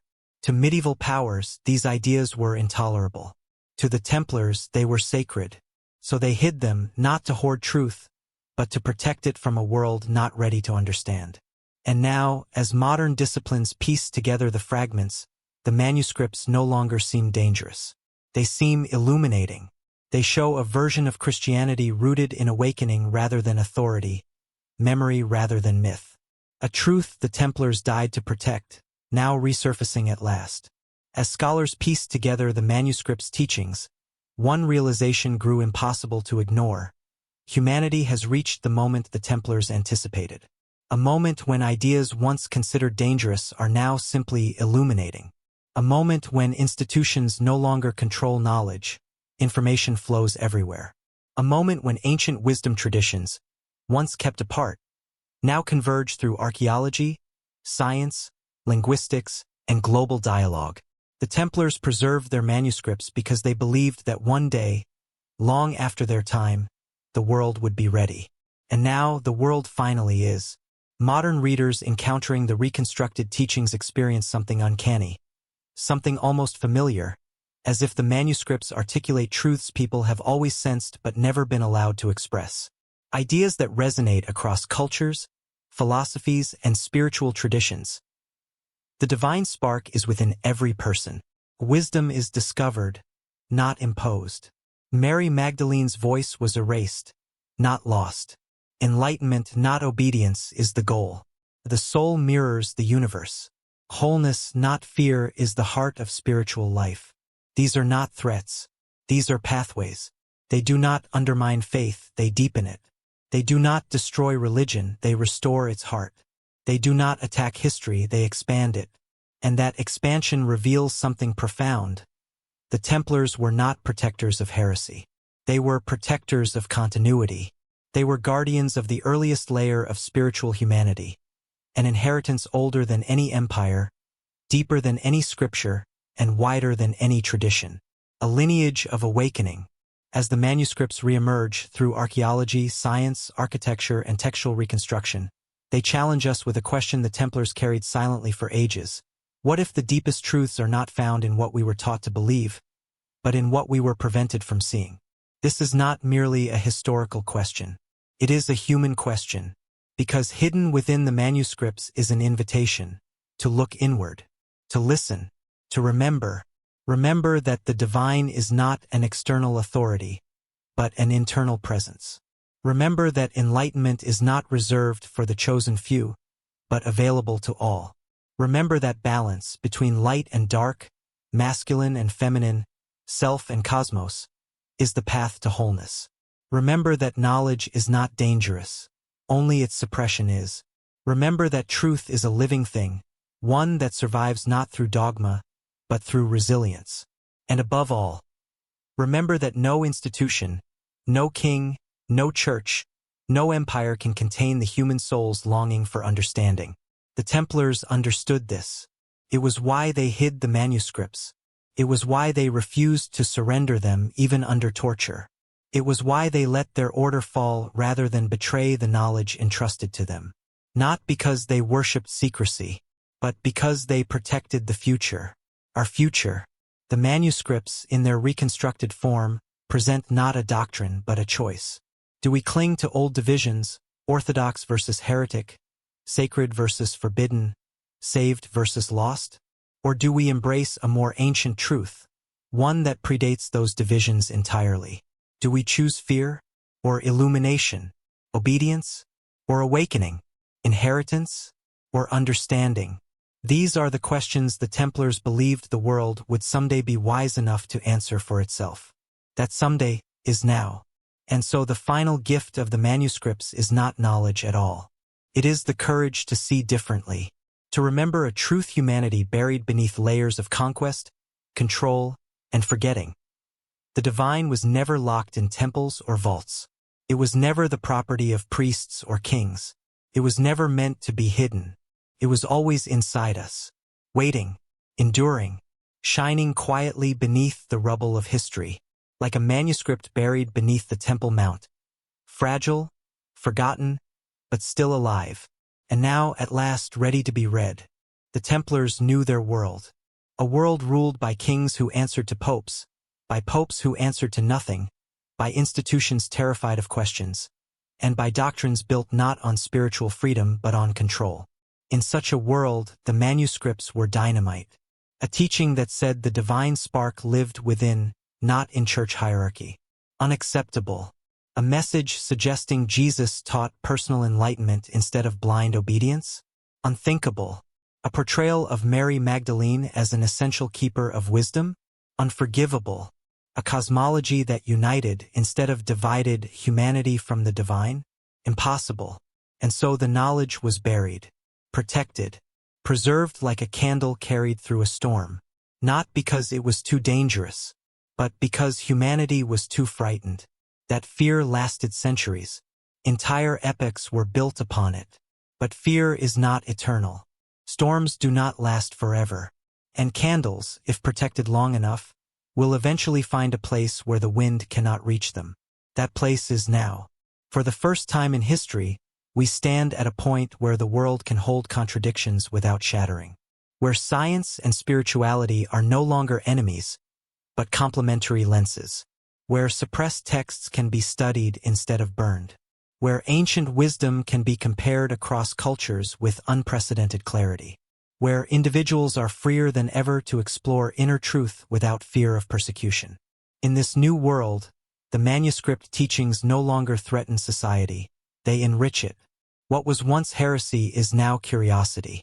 What was once forbidden is now research. What was once hidden is now conversation. Knowledge has outlived its persecutors. Wisdom has outlasted its censors. Truth has waited patiently for the moment when its arrival would not bring destruction, but clarity. The Templars protected these manuscripts because they believed that someday human consciousness would rise enough to understand them without violence. We are that someday. So what exactly does that mean for us? It means the manuscripts do not rewrite history, they expand it. They do not destroy faith, they deepen it. They do not undermine religion, they liberate it from its narrowest interpretations. They invite us to reconsider, what if Jesus intended empowerment, not hierarchy? What if Mary Magdalene was meant to be an equal voice, not a forgotten one? What if enlightenment was once the core of early Christianity? What if spiritual truth is bigger than any institution that tried to contain it? What if humanity's oldest wisdom traditions are chapters of one long, lost book? These are not dangerous questions anymore. They are transformative ones, questions capable of bridging divides. Between religions, between science and spirit, between history and myth, between the outer world and the inner self. Questions that turn seekers into explorers, and belief into discovery, and faith into something alive again. In the end, what the Templars protected was not a doctrine, it was a direction pointing inward, toward the place where all journeys begin, the human heart, the human mind, the human capacity to awaken. The manuscripts whisper a truth that feels old and new at the same time. The light you seek is the light you are. This is the line that ties every fragment together. The line that frightened medieval kings. The line that enraged inquisitors. The line that empowered the Templars. The line that echoes across mysticism, science, philosophy, and spirituality. The line the world is finally ready to hear. If the Templars could speak now, across the centuries, across the ashes of their order, across the silence they kept, they would not offer commands or dogmas. They would offer a question. Now that you know the truth survived, what will you do with it? Will you bury it again? Fear it? Ignore it? Dismiss it as myth? Or finally allow it to do what it was always meant to do, illuminate? Because the true treasure of the Templars was never gold, never relics, never power. It was the courage to preserve a truth the world had forgotten. That enlightenment is not a gift given to a chosen few. It is a possibility given to everyone. A birthright, a memory, a light that survived the fall of Jerusalem, the fires of Paris, the prisons of kings, the silence of centuries, and the fear of empires. So it could reach you, here, now, as the story ends and your story with this knowledge begins.